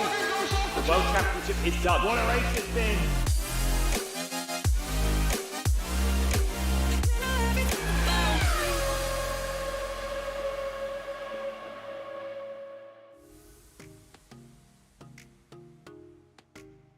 Hello and a warm welcome back, ladies and gentlemen, as you join us for round 3 of the Formula SimRacing Pro Championship. 2 fantastic opening rounds promise greatness for the rest of the season, and so the bar is well and truly high. A quick reflection of how it shaped up in Malaysia. Redemption day for the Super Venturi driver of Jan Grankvist, who was able to make amends for his misfortune in Imola and was able to take to the top step. Kaz Rietveld, keeping his run of form, made it P1 and P2 for his opening 2 rounds, and finally Lalu was able to etch themselves onto the podium and round off in P3. With the pros, it's well and truly anyone's game for the rest of this season. What's in store for us today? Well, we travel to Japan and to Matsusaka for the Japanese Grand Prix, a circuit famed for its flow and its excitement. In seasons prior, it has proven to be a pivotal moment in the championship, and I'm sure today will be nothing less. Drivers today are on high alert, and the threat of clouds loom over the circuit. Could we see some rain-soaked action here today? I, for one, cannot wait. Before we dive into quali, let's say a massive thank you to our broadcast partners of VCO, as well as returning sponsors of VCO Esports, SimLabs, and 3D Wraps for supporting and aiding FSR. With that out of the way, my name is Zach Sweeney. I have Richard King alongside me with Cam on cams today, behind the scenes, directing the show. Richard, it's me and you once again. Let's get your thoughts and feelings into round 3. I'm really excited. The weather is definitely something we just talked about in Malaysia, but it is actually a real threat today. And I know that there's been a big conversation across all the different forms of communication within FSR, with lots of people practicing for wet, lots of people expecting wet weather. And I am praying that we get a wet weather race here, because it is going to make it an absolute thriller for all of our drivers out on track. Yeah, absolutely. And of course, you know, this is round 3 of 10, and it's slightly shorter than last season, which saw 12 rounds. That means less rounds, which means each round is ever more important, and you have to maximize each and every one because you've got less time to make the ground up. So it's all about consistency, and those drivers, such as Kaz Rietveld, who we saw P1 and P2 in his opening 2 rounds. It's consistency like that will certainly see you rise to the top of the championship. Indeed, Kaz has been up at the front. He was there obviously at Imola and just showing his consistency going through into Malaysia as well. Yeah, well, here we are into qualifying. 3 times laps these guys get, and at the moment, I think it's Mancini at the top, but no times set at the moment. We've got Vandeny on a decent lap here, 32.2 to the first sector. That's around about 2/10 off what we were seeing in the Academy Series just a moment ago, but it is Nizio Purple to the first sector at the moment, and you can see every one of these guys on that soft compound tyre. That's because if you are new, they get free choice of tyre for the race, so everyone is given absolutely everything with these softs in qualifying. Vandeny sets the benchmark at 27.970, but look out, because here comes Ivanov. He's going to be the next one across the line, and to see where he can put himself a little bit slower, and naturally going just under 0.2 of a second slower. But Kevin Morville sets the time. 27.8 is the one to beat. Indeed, a nice fast lap. I must say, though, that for those eagle-eyed watching, there is one really big name that is not showing up on the left-hand side. Jan Grankvist, not here competing in qualifying. That's a shock after his sort of his run of form. He's been fantastic so far this season. Really one of those front runners, and missing today certainly could play just completely destroy perhaps even a chance for him to have a run at the championship, because we said it's only 10 rounds. Missing one of them means you're really on the back foot. Oh, and in fact, it's because he's been moved to the World Championship. So he's actually been taken away. So that's actually going to really help Kaz, who now is that you've got to think second position in the championship has already now been promoted to World Championship. He's looking back to Lalu, who's the next in the championship to compete against him. So it looks like for Kaz, his eyes are going to be shifting elsewhere. But right now, he needs to be focusing more on his qualifying lap than the championship standings, because you can see he's down in P11, which is not what the current championship leader needs, as we were a little bit of a wobbly ground effect driver there go through the final corner. Ferrancini right at the bottom in P19 at the moment.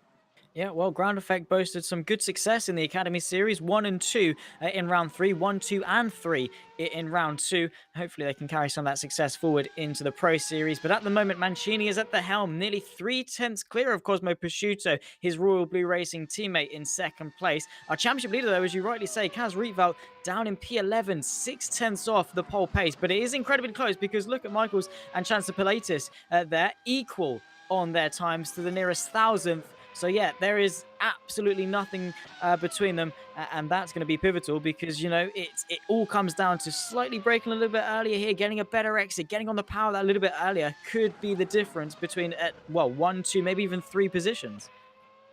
Indeed, that is so tight, as you say, definitely in that midfield when you look back. I mean, Mancini at the front there is absolutely putting a storm of a lap, over 0.2 of a second clear at the moment. The rest of the field all coming in quite close to each other. The top 14 all separated by a second. But if you take that back and you can go even further if you take out Mancini from this one. We're riding on board at the moment of that P8 driver, going green in the first sector of a 32.1 and just powering through. You can go flat out, do 130 yards in these modern day Formula cars. You haven't got to worry about backing it out. Going up to that chicane, trying not to lock up and sending yourself too hard into there. Not trying to get a little bit too tight either, because there are sausage curves that if you just run slightly wide or slightly to the inside, you're going to be over those, and they're really going to unsettle your car. Not fast enough for the rest of the lap, though, and remains in P8. Yeah, at the moment, unable to make any more progress. Of course, these guys only get 3 timed laps, so he's on to his second one. It's all or nothing for that final third lap, with only 3.5 minutes left to go in this qualifying session. Here's Hanko, at the moment 16th and a second off, but 2 green sectors. He might be able to get himself up the order. He does so indeed, up to P13. Here's Mancini. Can he improve on his already fantastic time? Unfortunately not. Got off to a good start. Unfortunately, couldn't hook it up for the final 2 sectors. He's going to have absolutely all or nothing for that final lap. But again, he's got the margin. Cosmo Prosciutto, his next best effort is still 2.5 back on Mancini's time. And Mancini has been an incredible qualifier. He just hasn't quite been able to get it off in the race. He's not quite been able to get off to a good start. And I think that's what's hurting him. And of course, the strategy as well. We saw in the Academy race, there was 2 strategies. Both worked pretty equally. And that could transfer into this one today. Here's Gitsoff in P18, 2 green sectors again. Unfortunately, his best effort still only 18th. But yeah, as you say, very, very close in qualifying. And it should be even closer in the race, because the DRS here, the push to pass as well, will certainly help these drivers in keeping it close. The push to pass will definitely be utilised along this back straight as well as the main straight. Get to the inside here. You can get yourself far enough in front on the inside into 130R. You're going to be able to make that overtake nice and easily. We've seen it in the Academy Series. We saw it in the amateur race as well. It's such an easy pace to use that push start, get the overspeed. And you don't want to fight through that corner, but at the same time, you want to hold on and try to keep your position ahead. I think we're going to see quite a few overtakes around the circuit in some unconventional locations as well, because everyone is going to be pushing their absolute hardest. Yeah, absolutely, especially in the Pro Championship. It really is anyone's game, and that's what I was saying a little bit earlier on in terms of the consistency. Because it's so close, you've got to be on it round in, round out. And unfortunately for Kaz, so far, it hasn't promised to be a very good round for him. I say that. It's only 0.6 off. He can certainly gain a couple of tenths, and just 0.2 would see him from, what, P12 up into P6. So he can, he can halve his position and get right up into the sharp end if he just improves by a little bit. But again, that's easier said than done. This is Stefan Michaels, 32.2, slightly slower to the first sector. Now coming up to the second sector split. Currently P9, 1/1000th off Lalu. and unfortunately another white sector. But Mancini is onto his final flying lap of the session. He's going to try and improve and maybe etch himself a little bit further in front from the likes of Cosmo Prosciutto and Kevin Morville and Van Den Eede. But if you take Mancini out of the picture, it's an incredibly close qualifying session, and so certainly shape up to be a very, very good race indeed. As you say, even with Mancini in the picture, it's going to be such a good race because we know that Mancini is fast. He can't quite get off the line in the same ways that we've seen other drivers do so. His results show that so far this season. I mean, he's managed to finish 6th at Imola, which was good. He was in that top 10, but a 15th position crossing the line at Malaysia, a 3-place grid penalty added on top. That's 18th. He's not showing what he's able to do in qualifying. He's not able to bring that across for the results in the race, which obviously where all the points are accumulated. Exactly. No points for qualifying. It's all scored in the race. And to do that, you've got to get to the checkered flag and you've got to get there in a good position. Look out for Barbakov, though. He's managed to pip Cosmo Prosciutto and get himself onto the front row for his final flying lap. This is Mancini in towards the Casio triangle, through the right, through the left, and it's all about this exit as you dip down, a slight undulation change on this quick sprint to the finish. Can he improve? It was a very good first sector, and he doesn't actually. Stays as he was in that time of a 27.546. Unless Cosmo Prosciutto has an answer to it, it should consolidate pole position. That's how good his first time was. He didn't even need to improve on it. This is Harry Smith, the NetRex driver, 2 green sectors, currently P14. Can he get himself any higher? Perhaps into the top 10? No, not quite. Unfortunately, had a pretty dismal final sector. A very shaky Frank Hamming as he rounds the final corner and around across the line. P12 for him, and that just goes to show how close it really is. This is whack. Needs about a 10th of a second in order to get himself ahead of Kevin Morville. Has he found that 10th of a second? Unfortunately not. Cosmo Prosciutto, though, at the death of it, managed to get under a 10th of Mancini, so it might be closer than we think. Indeed, that was a fantastic lap right at the end of qualifying as Lalu comes across the line here. P11 as he crosses it, goes up to P8. So an improvement right at the end, showing that leaving it to the death of qualifying, the track's in the best position it can possibly be in.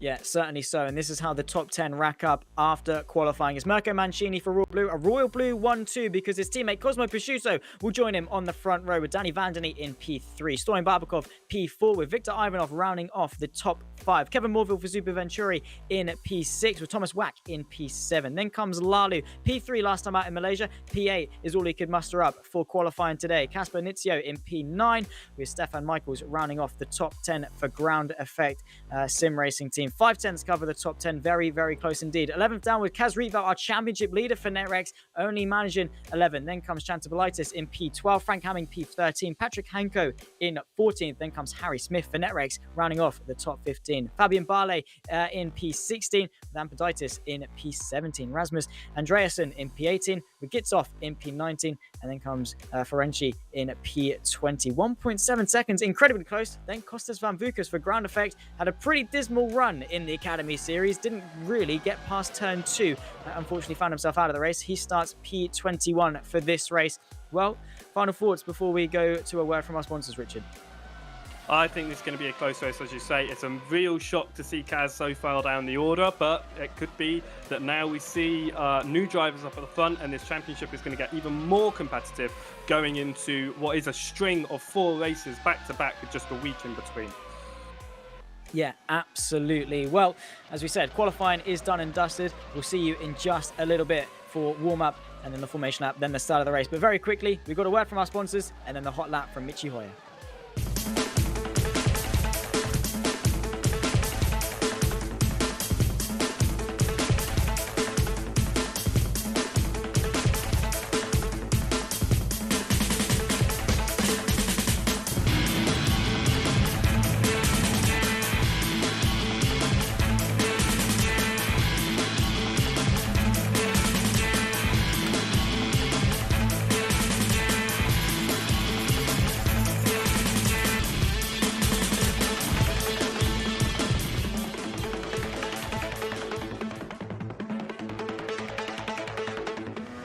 Hello everyone and welcome to today's race day in the Formula SimRacing 2022 Championship. We are live at Matsusaka for our presentation lap, going around the final chicane going around the final turn, a little bit of a wheel spin. DRS wide open to start our flying lap here around the Matsusaka Grand Prix circuit.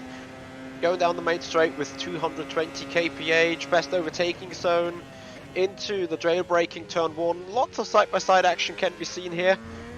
Exit of turn 2, stay on the outside for opening up the entry to 3 and 4. Lots of S's, so you need to be able to set up the car for direction changes very precisely as we go up the hill. Turn 7, Ren wants to come a little loose as we go over the crest. Short brake for Deckner 1 and then prepare for a heavier braking into the banking. Deckner 2, easy on the exit, don't go too wide as the AstroTurf can be unsettling for the car. Into the hairpin we go. Very important, the exit here, lots of traction required as we're going through the right hand bended straight up into 7th gear before going back to 4th into spoon corner, a little bit of throttle, then braking to make it to the inside here on the apex and spoon corner, then take away all that exit performance, going down the back straight to coming to a very fascinating corner, the 130R, flat out to the left, and then heavy braking zone into the Casio triangle. Don't hit the anti-cuts as they can unsettle the car, kiss those curbs nicely, and then going down the power, try to stay on the medium or to the inside of the road, opening DRS, and that is one flying lap, guys, around the circuit here.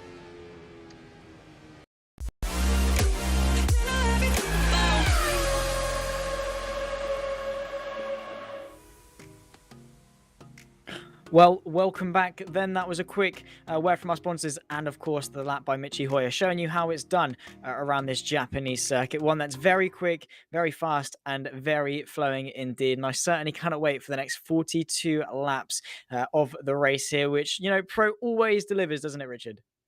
It really does. It's always consistently to the end. We just don't know what's going to happen. The strategies really throw a whole new bag into the mix. We always talk about it at the very beginning, and the results that come out at the end of the race are nothing like what we expected. Absolutely not. They always find a way to throw a curveball in, don't they? Do these pro lot. It's very close, and it's always got some fine margins in the mix as well, especially at a circuit like Matsusaka, where, you know, you've got to be on it. It's all about consistency. You know, it's all good being quick, but if you can't transfer that pace and keep it up for the next 42 laps, of course, strategy as well. Speaking to a couple of the drivers, they think it should be a 2-stop race for the 42 laps. But one stop is possible, and there's only about 2 seconds between the pace difference of a 1-stop versus a 2-stop. But they said a 1-stop is just so hard to complete, and it's just you've got to be able to manage those tires. It's all about patience, and you just can't afford to be messing around, because one mistake on those tires and they're off the cliff. Indeed, I just put in some rubbish laps myself in the amateur series, and I realized that actually the strategy that you put into place, anything can happen and you can change straight away. You've got to think on the fly with the way that your tires work. But I think that the strategy has certainly impacted our championship right now, and it's put Cass right at the front. Obviously, think back to Imola, he was not in the fight for the lead, and Jan just doing his alternate strategy, not playing off. So Cass right now, top of the championship, a win, a second position. Talk about consistent. I think he's got to pull it back here, though, with such a poor qualifying P11. But right now, he's the most consistent driver on the grid, a gap of 14 points to P number 3 in our championship, of course, ahead of Lalu. Yeah, absolutely. And hopefully he can keep that run of form up now. And if you did miss qualifying, this is how they shape up for the race today. Mirko Mancini for Royal Blue makes it a Royal Blue 1-2 with his teammate Cosmo Prosciutto alongside. Then comes the net wreck, so Danny Vandeney with Stoyan Barbakov P4. Victor Ivanov in P5 with Kevin Morville P6. Then comes Thomas Wack in P7 with Lalu, the other Royal Blue, in P8. A good qualifying, and hopefully they can make some progress towards the front. Casper Nizio in P9 with Stefan Michaels rounding off the top 10. Then comes our championship leader, Kaz Rietveld in P11. Frank Hammond for VCO Esports, 5th and 6th for them in the academy. Frank Hammond, what can he do from 12th on the grid? Then comes Patrick Hanko in P13. Harry Smith 14th with Fabian Barley P15. And then comes George in the Netrex, the 21 car in P16. Not much separating these guys at all. Ampazaitis in P17 with Rasmus Andreasen for the Best Esports in P18. Then comes Chris Gitsov in P19 and then Ferenci in P20. Then it's the lone Kostas Van Bukas in P21 for Ground Effect. 21 cars on the grid today. We're on the formation lap. We're getting ourselves ready, and I certainly cannot wait for this one. Indeed, let's just say that Van Vukas here stepping in for Matt Toussaint, who was unable to compete today. So starting from the very back of the field, let's see what he can do in his first race in the Pro Series this year. But they line up on the grid, preparing themselves for the start of one of the most exhausting races of the season with all of the corners around this track. Absolutely. And as we wait for Van Vukas at the back of the grid, the green flag will be waved. The 5 red lights will come on to set us off for round number 3 of the FSR Pro Championship. Mancini on pole, Cosmo Prosciutto alongside. We're waiting for those 5 red lights to illuminate our screens. Here they go. 2 lights, 3 lights, 4 lights, 5 red lights to the FSR Pro Championship. Round number 3 is underway here in Japan. A pretty slow getaway for Mancini. Prosciutto trying to look alongside, but look for Vandeny already trying to get into the mix as well. Ivanov going down the inside, having to cover off his bases. The 2 Netrex cars backing off each other. You can see Kevin Morville also trying to get into the mix, but a clean getaway for the 2 Royal Blues at the front. Mancini from Prosciutto, Barbakov and Vandeny with Nizio. Your top 5 so far. Pretty damn clean. No major chaos in the mix so far. And Mancini, Prosciutto both working it really, really well at the start. Not really fighting each other, but Frank Hammond, yeah, it certainly wasn't clean for everyone because these 2, unfortunately, have got themselves into a mix. Indeed, it's the one thing you don't want to happen on the opening lap. We've unfortunately already got a DNF, but it's the most tricky start to a lap, I think, that you'll get all season long. You've got not only such a tight first corner into turn number 2, but they managed to get through it nice and cleanly. It was going into those S's, and we're going to get a replay of what happened there, and it just, unfortunately, it looks like it was just a group of cars. You're going slightly... Yeah, you see, you bunch it up, and it's a tap from the rear, and unfortunately, more getting involved. You've got to be careful at that start, but you've won a push, and that's a shame for everyone involved. Absolutely. Patrick Hanko was one of those people that was sort of just a passenger to it and really couldn't say much in that one. But just notice, it's a Royal Blue 1, 2, 3. Mancini, Prosciutto and Barbakov all round off. And it'll be interesting to see how much these guys fight with each other, whether they're going to be selfish, whether they're going to go for it. But with Kaz Rietveld only making up 1 position up into P10 on that lap, they need to make some progress and chase after him.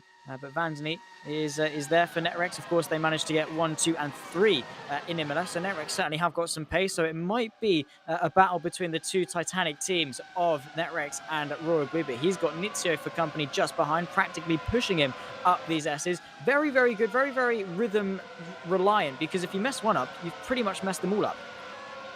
Indeed, you've got to get that first corner right. You've got to get it as smooth as you can, as like you said, because if you mess the first one up, you're going to mess them all up as you go through. But it looks like they both got through there nice and smooth indeed. We're on board Nizio. He's getting right up the rear end of Vandeny. And you can see the top 3 already pulling away, and they're still slowly increasing that gap out the front. It looks like at the moment, we're just going to have to back out a little bit for Vandeny in that fight for the lead. Look to his rearview mirrors and try to hold on to P4 at these early stages. Strategy is obviously going to play a big part into this game, into this race.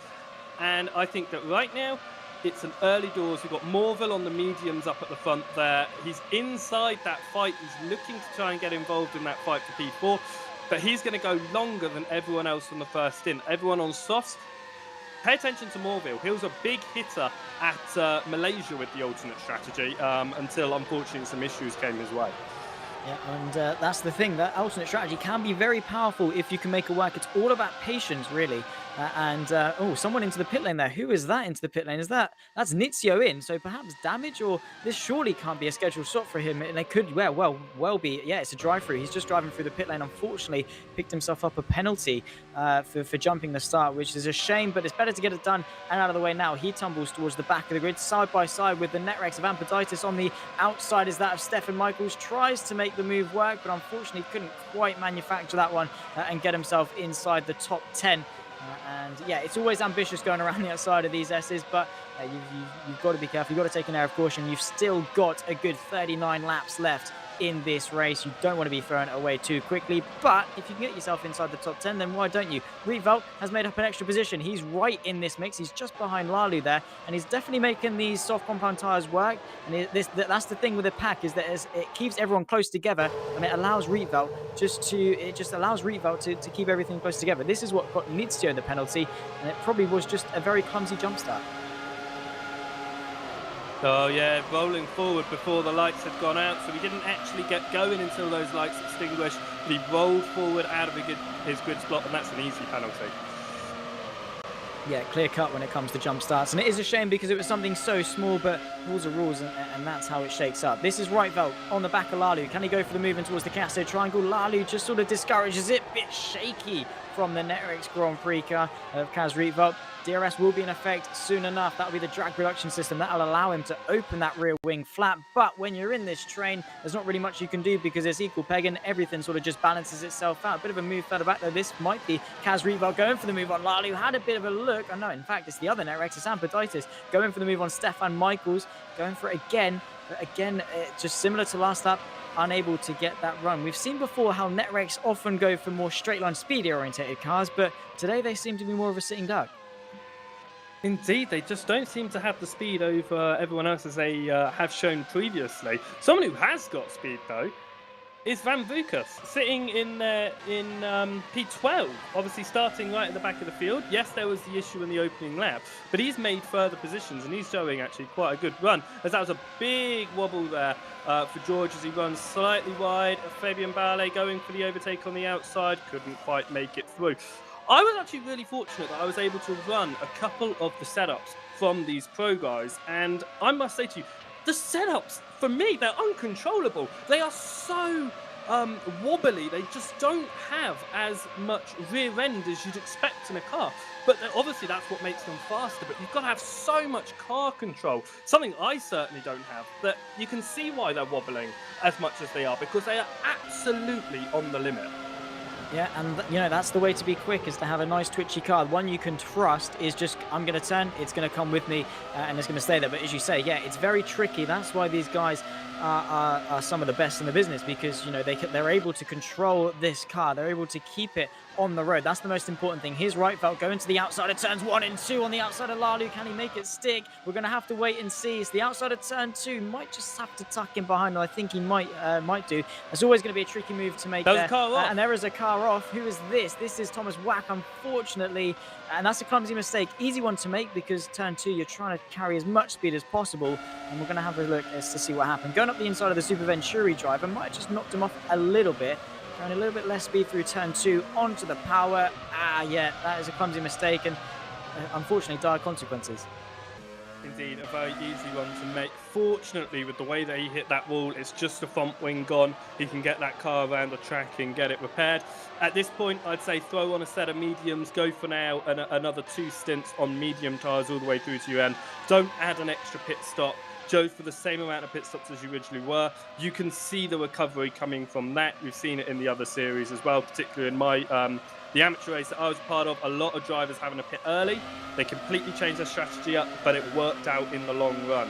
So just the front wing, he's going to have to go around quite a lot of the track without it, but we could see him come back in the later parts of this race. Yeah, certainly so. Don't count him out. You can see rFactor still putting some pressure on Lalu. Can't quite decide where he wants to go. Lalu was like, I'm going to the right. No, I'm going to the left.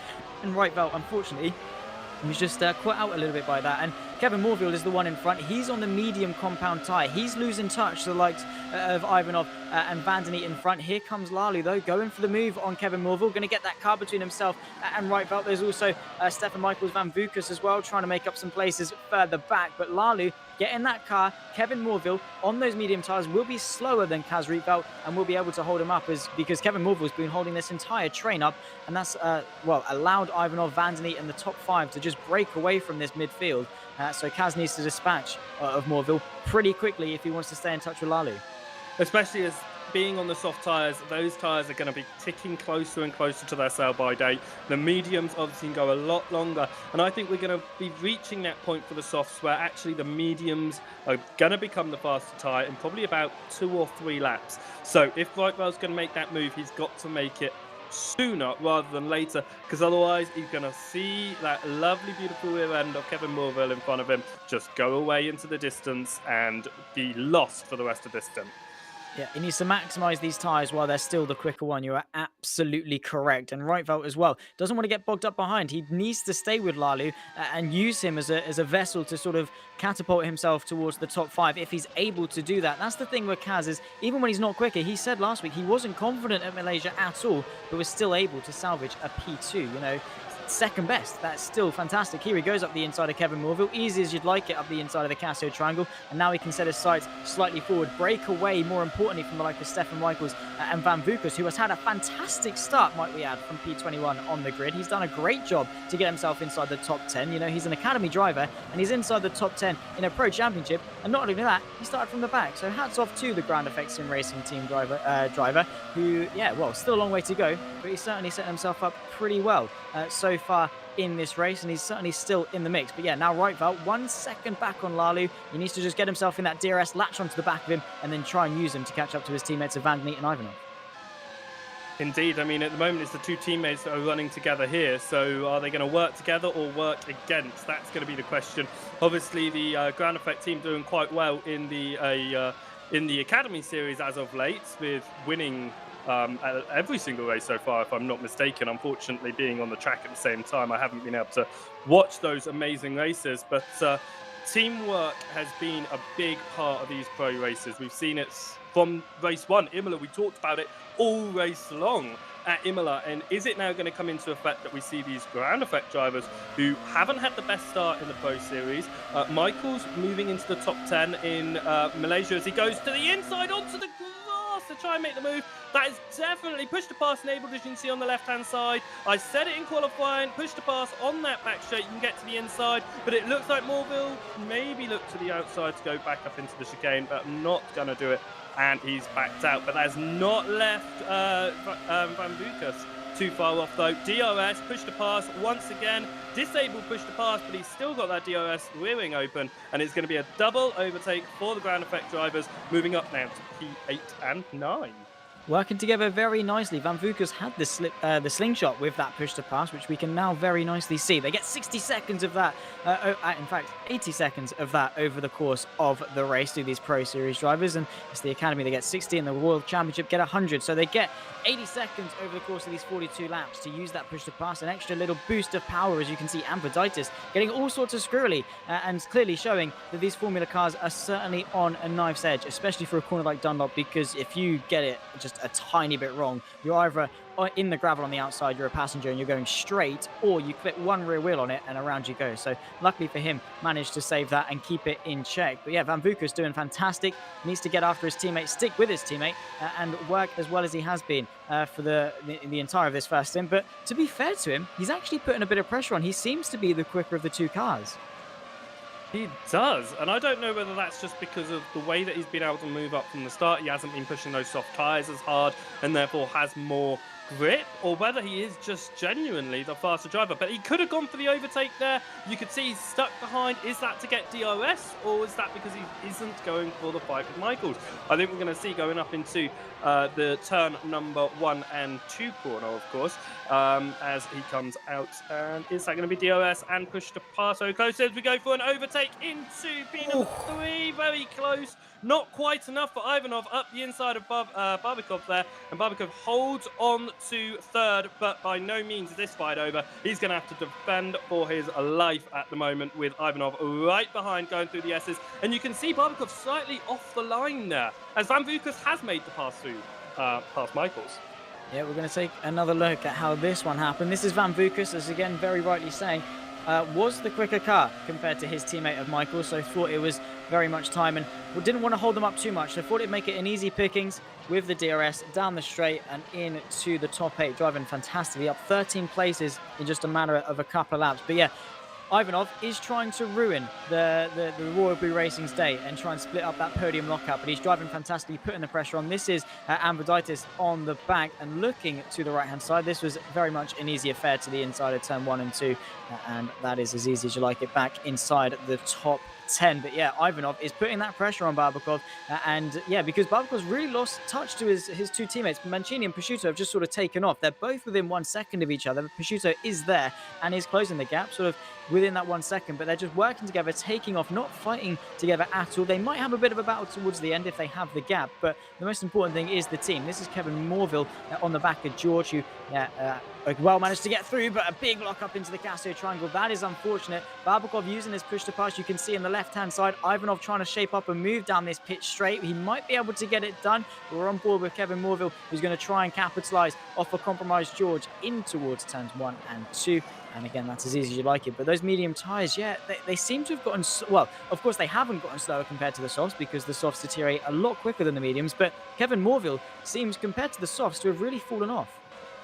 Which is a real surprise because it's coming up to the point in which the soft tyres are going to be reaching their limit. And I really mean that. The vibrations in the tyres around this track, even if you haven't locked up, the tyres vibrate and it gets worse and worse the longer you go. On those soft tyres, you go about 8-9 laps and you can just feel your wheel just vibrating as you go along the straights. So I'm surprised that that Morville is dropping down on those medium tyres, which at this point should be the faster of the two compounds, but it looks like that's not the case. It looks like the mediums will go further, but the speed is definitely the working window, is definitely earlier than the soft tyres, which is a massive surprise. Certainly so, and maybe it could be a one-stop race because these soft tyres aren't exactly losing so much pace as quickly as we thought. Again, speaking to a couple of the drivers, they said the pit window will be around about lap 12 to lap 18, preferably around about the lap 15 mark. You can see George looking to the right-hand side of Kevin Morville into the Casio triangle. Had a bit of a look. Not much able to go for it though, and once again Ivanov has gotten through on Barbakov and to get himself into P3 and has spoiled Royal Blue's day, at least for the time being. Still a long way to go though, and he's got a long way to the top 2 in front of Mancini. Here comes George darting to the inside of turns 1 and 2. Unfortunately, it's only a fight for P11, and they're not exactly fighting too far up, and it would be a shame because let's see how Ivanov got through. 130 are completely flat out, using the slipstream. Is he going to dummy to the inside? Yes, he is. Lovely, jubbly, under brakes. He gets fought though. Barbakov around the outside, the inside for the next part, but Ivanov with that swoop around the outside keeps the momentum up, faster minimum speed, and around he goes. Keeps that position, gets DRS for good measure just to consolidate that place, and that was a lovely, lovely move indeed. Is it over though? Because Barbakov certainly isn't going anywhere. Might be interested in staying with him. Vandeny as well has managed to catch up, so Ivanov has really brought his teammates into the mix. Indeed, he has, and I think that's going to be to the detriment of Barbakov, because if you looked at what happened to Morville, he had one car overtake him and in that train, and then it just slowly became the next car and the next car. And behind Barbakov now is a train of drivers. And is he now going to just start to fall back and fall back? These are pushing so hard. You can see how much they're pushing for their slipstream. They're not just backing out of the fight. They're not going to take it easy and think, we've got to look at our own tyres and think about our strategy. They're pushing for track position over thinking about their own strategy, which I think is fantastic for us. But how's that going to affect their long-term race? We're only 12 laps into this race. We've still got another 30 to go, and they are pushing so hard as it looks like. Vandeny going for the move to the left-hand side and the outside of turn 1. Barbakov just backing out, and you can see that train of drivers behind already making their way through. Yeah, absolutely. As everyone tries to bunch up again because this battling is really closing everyone up. But yeah, interesting point. We're not complaining. We're getting action. We get stuff to talk about. But for those guys down there, it's going to make their lives a little bit more difficult, which again will make it more entertaining for us as they struggle towards the later stage of this race. This is again Van Bucus. He's up into P6 now, it seems. This is another move he's made on Kaz Rietveld, the championship leader. So from 21st to overtaking the championship leader. Not the most stylish of moves, but an easy one at that, and definitely shows his pace so far in this race, and he's making amends for his pretty dismal showing in the Academy Championship. Mancini and Prosciutto, pretty dominant display so far from those, but Viktor Ivanov, he's closing slowly, but surely that gap was around about 6.5 seconds, now sub 5, so maybe these guys might need to get a bit of a move on. Is Prosciutto interested in fighting his teammate, because look back to last season. Last time we were at Japan, Prosciutto in the Academy Series, he come together with his championship rival, and I don't think he wants to suffer a similar fate with his teammate today. No, I think they're just backing out. I mean, he is probably trying to push Mancini, but they will be in communication. They will be talking, as that is a pit stop, I believe, for your race leader, as Prosciutto takes the race lead from this Mancini into the pit lane from the lead. That's off of the soft tyres after just 12 laps. Yeah, absolutely. That is a very early pit stop. Probably committing, I'd say, to a 2-stop. Yeah, medium's definitely not going to the end. So I'm guessing he's going to go maybe soft, medium, soft with a lighter fuel tank.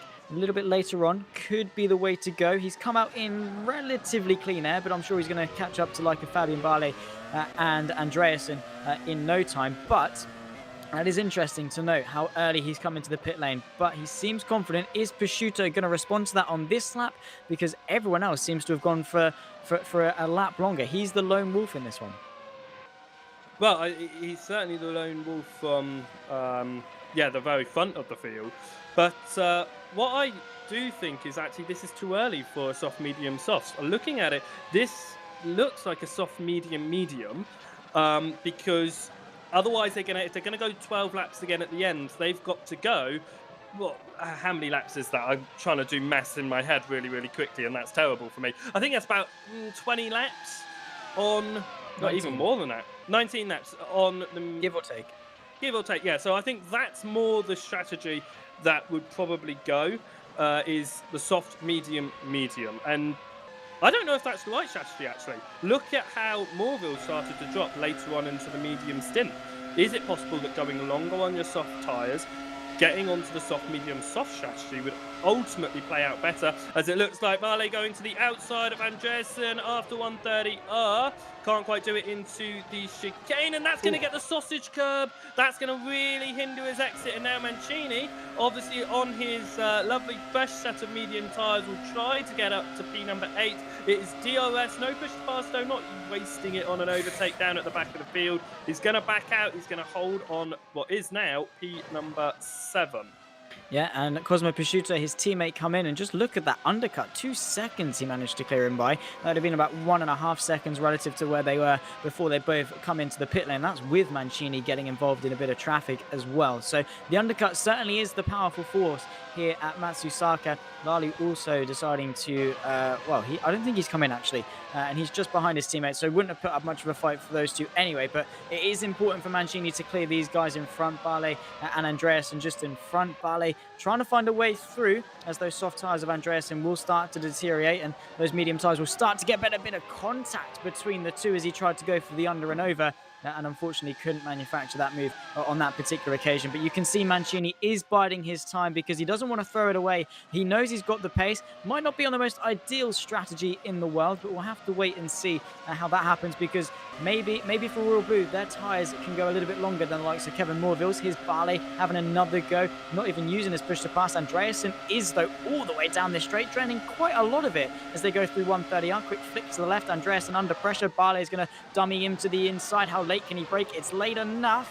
Andreasen all the way around the outside though. Barley's going to go for the under and over, get the drive. Remember, he's got the drag reduction system to put some pressure on down the pit straight and in towards turn 1. Look out for Mancini though. He's going to go for 2 and 2. Barley to the inside of Andreasen for P5. They're 3 abreast on the run in towards turn 1. Mancini all the way on the inside. Andreasen sees him, nearly comes across him. Mancini gets one of them, and unfortunately for Andreasen, that completely killed his momentum, but a great move from Barley. Indeed, and you can see why Barley's pushing so hard. He's obviously the top 5 now, and then Andreasen as well. They're the only drivers not to have stopped so far. Barley being on the medium tyres, he's wanting to use the most of those medium tyres now that he's got them. Over Andreasen, soft tyres, those tyres now 15 laps old, as with your 3 leaders, of course. So they're pushing them hard, they're pushing them far. Definitely a different strategy being played. They aren't going for a soft, medium, medium. They would have been in already. They're looking at very possibly that soft, maybe soft, soft, medium, possibly soft, medium, softs, but they aren't looking at doing the same strategy everyone else. They are throwing it out the window. Cass needs to. He was so far behind. He wasn't in this fight for the lead. He needs to throw caution to the wind, try an alternate strategy to get another nice result out of this weekend. he's got to gamble. He's got to go for it, as we see Prosciutto, I'm assuming, make light work of Andreasen into 130R. Indeed it does. But yeah, completely right. And the 3 Netrex boys, of course, it worked from an Imola. Tried something slightly different on the strategy. They were getting chased down by Grankvist in those dying moments. Managed to make it work. They managed to consolidate a podium lockout. So these strategy calls from Netrex have worked out before. And for Kaz, yeah, he's got to try something different, because if it pays off, gets onto the podium, is in contention maybe for a higher up position, as we see Van Vukas try and go around the outside of Barbakov, but doesn't quite manage to get that. But yeah, for Kaz, it's I try what I was going to do anyway, finish P8, P9, maybe P7, or I try something different and I can, double, triple my points yield out of this race. Indeed. Mancini then holding on what is your provisional race lead outside of those who haven't completed their pit stop. Then it comes Prosciutto and Lalu as your top 3. Once the first set of strategies are played through and all those pit stops are complete, when those final soft runners will come in, I've no idea how they've pushed them 16 laps so far. I've no idea. I almost blew them after 12, as that was a really deep run by Barbakov. 2 deep, in fact, 3 wide on the exit. They're still 3 wide as they come through. They look like they've sorted themselves out of it, so slightly still 2 wide behind Van Vukas, as it looks like it's going to be Barbakov stuck on the outside though to Andreasen. In fact, he runs off of the circuit ever so slightly. Is he going to use push pass to try and get back through, or is he going to just agree that he is now behind? Obviously, with Van Vukas already have completed a pit stop, he's going to look to the inside of 130R, but he's not going to make that move. No push to pass being used by Barbakov in that overtake, in that attempt to overtake of Andreasen. That's deep and wide by Andreasen. Could be a good exit here from Barbakov. Certainly so. He's going to set it up, try and get himself back through. Not entirely sure if he's pit from those soft compound tyres. It would make sense if he has, because he certainly was up there at the sharp end. And if that is the case, and Van Vukas has also come in, Van Vukas has got himself up in front of someone who was contesting for the top 4. So that just goes to show how good his drive has been so far. Prosciutto, well and truly on the back of his teammate in this second stint. Of course, they were both held up by the likes of Barley a little bit earlier on.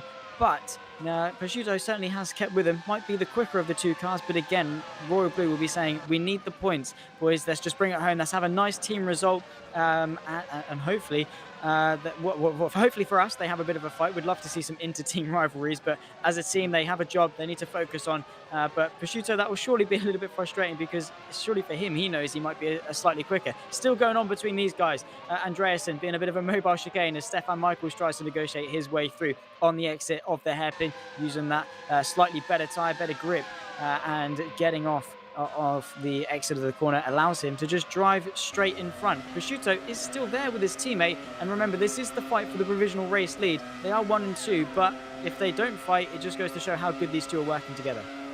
What I was thinking about during that is actually think about the undercut that Mancini got when he pit just 1 lap before Prosciutto, and I was thinking that's a lot of time to be giving up if you're out in that lead, you're still on those soft tyres, if you're Andreasen still on the soft tyres. And I just looked, they've run 18 laps as this is Morville on in his medium tyres, soft tyres still out. They're going for a 1-stop. They're pushing for a 1-stop. They aren't doing a 2-stop strategy, because at this point they've got no benefit from running those soft tyres as long as they are. They're going to pit probably within the next 3-4 laps, go on to medium set all the way to the end. Think about it, they're almost halfway through the race on soft tyres. Why go for 2 more stops? That'll be brave. And yeah, if they can do nearly half the race distance on softs, they can easily do that on a set of mediums. The question is, how much time are they doing it whilst doing it?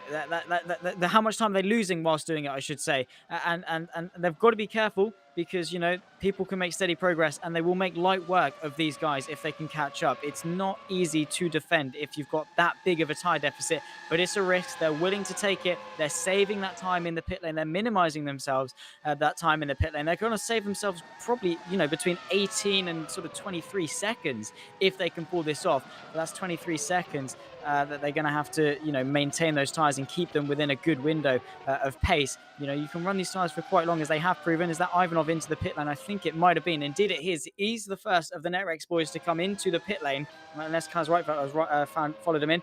Indeed, he hasn't. So Ivanov is the first to do so. But yeah, interesting strategy from these NetRex boys to go long. They have maintained, what is that, a good, 13 seconds between Mancini and Vandeney. They've got 13 seconds in the bank, and that's also with minimizing the time in the pit stop. So it's looking good, but only time will tell. Indeed, you've got 3 teammates, though, all running that same strategy. I mean, from the end of it, it means they're not going to fight. Even if they're really close together, they know just run 1, 2, 3. I mean, you saw Imola how good they were in just running in a line. And I think that if that's the case come the end of this race, where they've just got to run one behind the other, benefit each other with the use of DRS, slipstream, and just push the cars as hard as they are. I mean, before Ivanov pitted, he was 14 seconds clear of Mancini, so it's slightly more than obviously the gap is at the moment. So he's dropped behind, he's 16 seconds behind. Come to another pit stop, he's going to be another possibly 14, 15 seconds ahead. Maybe even slightly more now that he's on these fresh medium compounded tyres over the drivers who have now been on their mediums for 6-7 laps. So I think this is an interesting chassis. I just say brave. They needed to do it though. Kaz, P11 in qualifying. Best he was running was P7 in the race. He's got to do something different, and I think the whole team working together to do something different, I think that is a really, really brave, but also amazing call to make. Not just one of the drivers doing something different because they're slightly far behind. Vandeney was in that fight for the top 4. Ivanov was in the fight for the top 4. They weren't off of it, but they've all done something different, and it's either going to work out for them or it's going to end very, very badly indeed. But I mean, we've got 22 laps to find out. Yeah, certainly so. Time will tell. And it certainly seems that it's been orchestrated by those NetRex boys in order to do this one. And, you know, it worked in Imola. As we said, they tried something different. 1, 2, 3. Hopefully for them, it's going to be a similar story, because that brings Kaz Rietveld back into the mix and minimizes the amount of points he could potentially lose to his championship rivals. But also, the Royal Blue guys are working together on that other 2-stop strategy, so they won't be losing time fighting either. So it really is going to be a battle between the 2 teams. NetRex versus Royal Blue, the 2 strategies as well, but it's a 3v2. These 2 Royal Blue cars, and who's that? Oh, that's Georgioff in the NetRex, which is such a big shame. That is a car without a rear wing and into the barrier. We're going to take a look at how this one came about. Through the S section, through the left, and then the final right. Just lost a bit of a twitch, lost that rhythm that you so very crucially need, and around he goes, collected someone else with him as well, and into the barrier, and that is such a shame for him. Indeed it was, but before we clicked onto that replay, I just I saw a glimpse of it, and I'm absolutely astonished. But Van Vukas is P3, and he is 1.8 seconds behind the leader. Hasn't got a front wing. He is driving around without a front wing. We were just talking about how he could potentially spoil someone's day in this race from P11 onto the grid. Try something different. He come into the pit lane to get rid of those soft compound tyres. He's going to have to take another trip down the pit lane in order to repair that front wing. This is how it happened, probably in a similar fashion. Involved, perhaps it was with George. Yeah, I saw a NetRex go into the side of him, and that is such a shame. He had no time to react to that one, and well, they're 2 NetRex cars as well, and they've just spoiled each other's day, and that is such a shame for our championship leader. That was a real shame, as Pisciuto takes the lead in this race over Mancini. They've swapped over. Is that possibly because of Pisciuto now running a little bit faster? They've decided, okay, you can take the reins this time. But you can see P number 4, not too far behind. It's Lalu P3, but Van Vukas is involved in that. We've got a really close fight going out the front. Here's the overtake then. Pisciuto behind in P number 2 as he moves to the right-hand side. No fight at all from his teammate. Mancini just allows it to happen. There's not really much you can do along the straight. But I don't think there's going to be too much fighting. That was an easy overtake there. No time lost between the 2 of them. They've swapped back. Which is strange, because now this has allowed Lalu to maybe... I think he's actually creeped inside the DRS range of Cosmo Pisciuto as well. I think we're going to see the swap back. Maybe Pisciuto made a bit of a mistake, got in front, had the opportunity to use that pace, and then very easily so has made a bit of an error. Yeah, over the AstroTurf, goes very wide. Mirko Mancini says, okay, I'm coming back through because I'm not stopping just to let you back through. And that is a shame because they've tried to orchestrate this so well and unfortunately hasn't quite worked for them. This is Ivanov, I think, on the back of Van Vukas going to the inside, gets himself ahead before the corner. But Van Vukas, no discredit to him, he's still inside the top 5. He started last in this race and he's right up there with some of the top names in the Pro Championship, doing a fantastic job. But now the two Royal Blue boys, unfortunately, they've got Lalu and potentially even Ivanov to be worrying about. I honestly think I should just stop talking. Every time I start to discuss strategy or fighting or anything that's happened, something's happened to completely change around what's going on the screen. Within moments, every single thing is changing. But I think this is going to be an interesting second half of this race. Now, that's it. We're only halfway. I mean, there's so much that's happened, so many changes to the outlook of this race, and we're only halfway. We've still got 20 laps to go. Strategies, you've got to think that now we were looking at, obviously, Kaz Rietver, we were thinking that alternate strategy. He's had to do a second stop. He's on to another set of mediums now.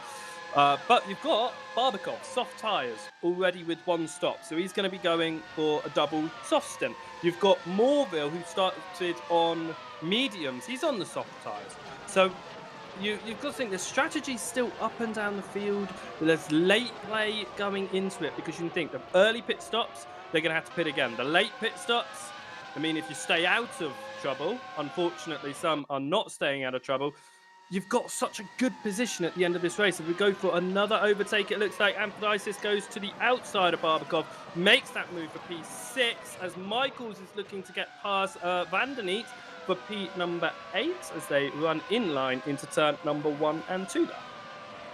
Yeah, absolutely. Just a quick swap of positions, but we've just been reminded on our ear from Cameron Roger. Victor Ivanov is on the one stop. He's one of those NetRect boys that was trying that one stop. He's gone long in this race to try and minimize that time in the pit lane, and he is only 3 seconds off these guys who have to make another stop. Ivanov is looking fantastic for the latest stage of this race, and of course with Royal Blue having their slight troubles a little bit earlier on with Mancini and Prosciutto, they seemed unfazable, really. They worked so well together for that first stint. Might be unraveling just a little bit in this second stint, but they've managed to get back on it. They're settled back into rhythm. We'll just have to see how they get on. Ivanov, though, is putting a bit of pressure onto Lalu, and he might be able to get himself back up into a net podium place. But yeah, in terms of strategy, I think Ivanov has hit the nail on the head, and we'll have to wait and see how this one transpires. Still a long way to go, as you say. But Barbakov is trying to make some steady progress as well. Get back up to the front of the field. Ivanov not trying to go for a move on Lalu, but you don't want to go for a move in the Castro Triangle just in case they can come back at you with the DRS, because look at the run he's got now. He's so close to the back of Lalu with the DRS, with a little bit of push to pass, just to slingshot his way past and up into P3. And in fact, he might even be able to set sights on the top 2. Here comes Barbakov to the outside of Amphiditis. Is he going to launch his way all the way around the outside of turns 1 and 2? You can see Amphiditis giving him a fight all the way through. Still side by side this fight for P6. Barbakov is going to win it for the time being, using that fresh soft compound tyre grip. But certainly was a good fight from the NetRex cars. It certainly is a war between these two teams.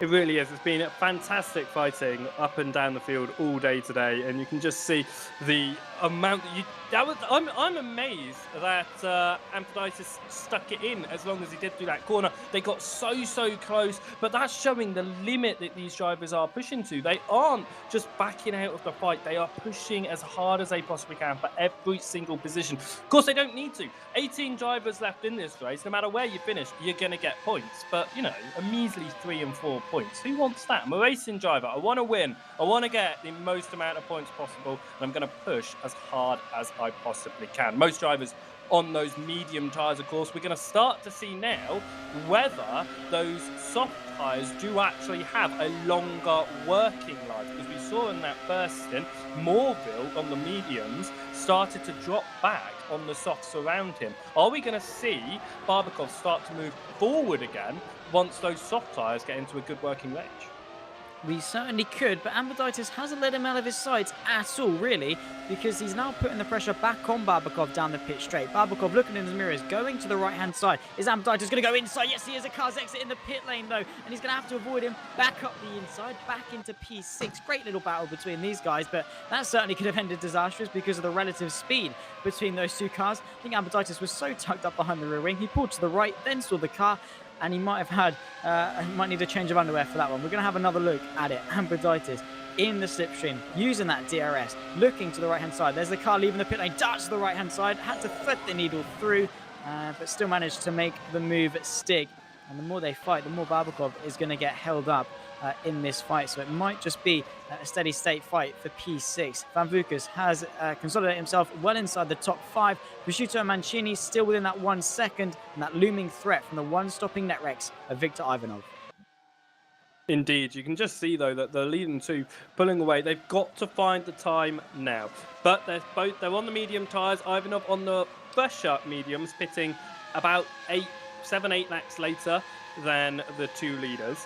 And I think that when it comes into the next pit stops for Mancini, for Prosciutto, whether that's onto mediums, whether that's onto softs, whatever it might be, they're going to have fresh tyres near the end of the race. They're going to be able to push back at Ivanov, and that's where the strategy is going to either win or lose, as that was a really nice overtake and a move into the chicane there. And straight away diving into the pit lane, is that Babakov?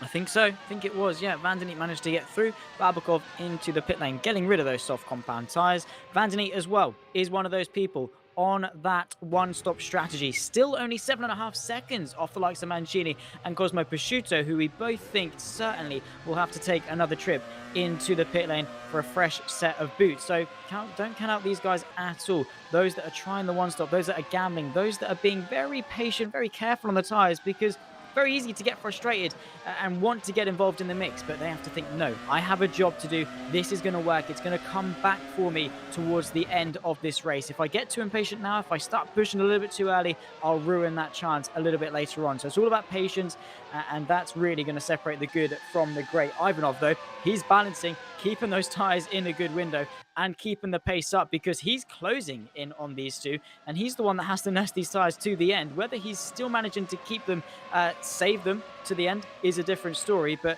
at least at the moment, for the job he's got to do, he's still showing some really good pace. Well, our broadcast director, Cameron, who obviously has experience on the pro grid, I mean, two DNFs, as much experience as you want.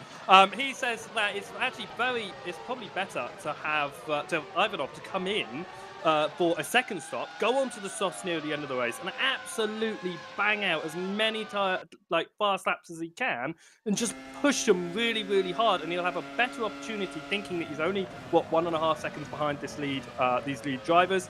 He's going to have a better opportunity going on to softs for the very end. Yeah, here comes Van den Neat to the inside of Ambiditis, gets the move done in towards turns 1 and 2, and that is an interesting thing to note. In fact, yes, he's got the pace over the two in front of him. He could just match their strategy if it's the one that potentially is better, because he's closing and he's still got to go to the end. Maybe just match him.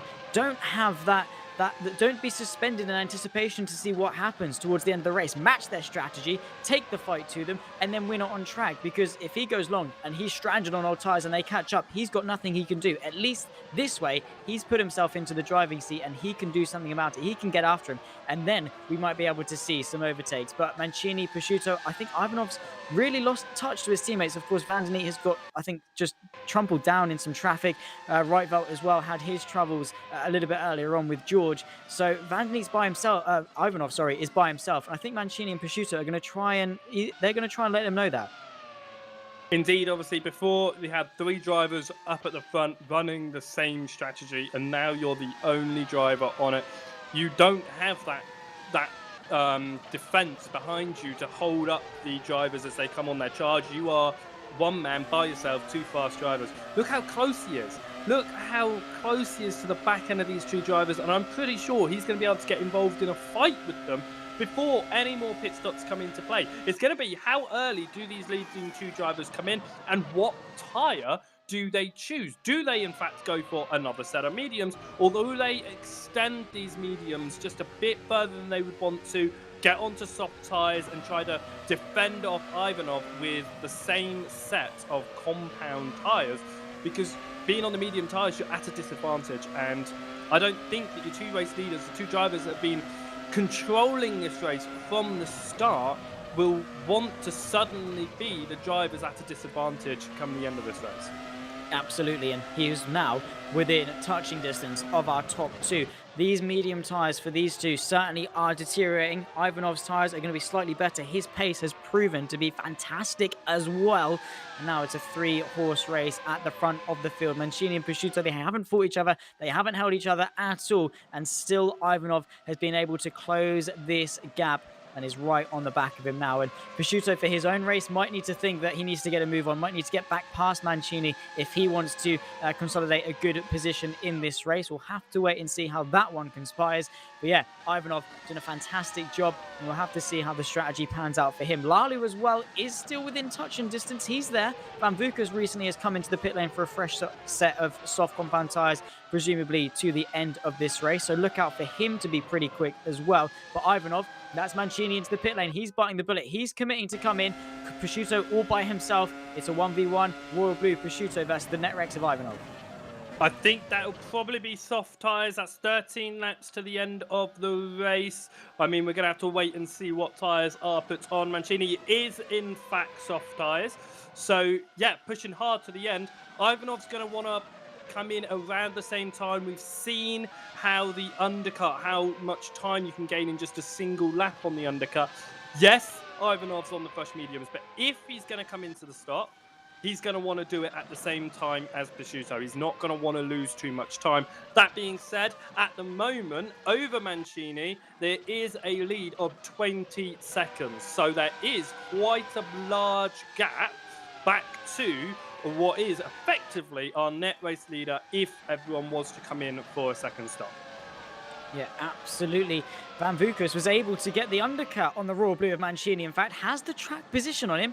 Will his tyres go the distance though? But that's another roadblock in the way of our pole sitter of Mirko Mancini. If he's got the pace to catch up to Van Vukas, he's then got to get through. And how much of a fight will Van Vukas put up? Because, you know, Mancini, he was leading the race. Now Van Vukas has got in front of him. If these two, Ivanov and Prosciutto, come into the pit lane, he's the one that's going to take the helm at the front of the field. And that will certainly be interesting. From last to potentially first, we'll have to see. Prosciutto into the pit lane. Ivanov stays out. Is he committing to his previous strategy? Because Van Vukas, ahead of Mancini, he's got 16.5 seconds in hand, has Ivanov, as well as Vandeny, who goes into P1 and 2. Will the Netrex boys just try and hang this one out?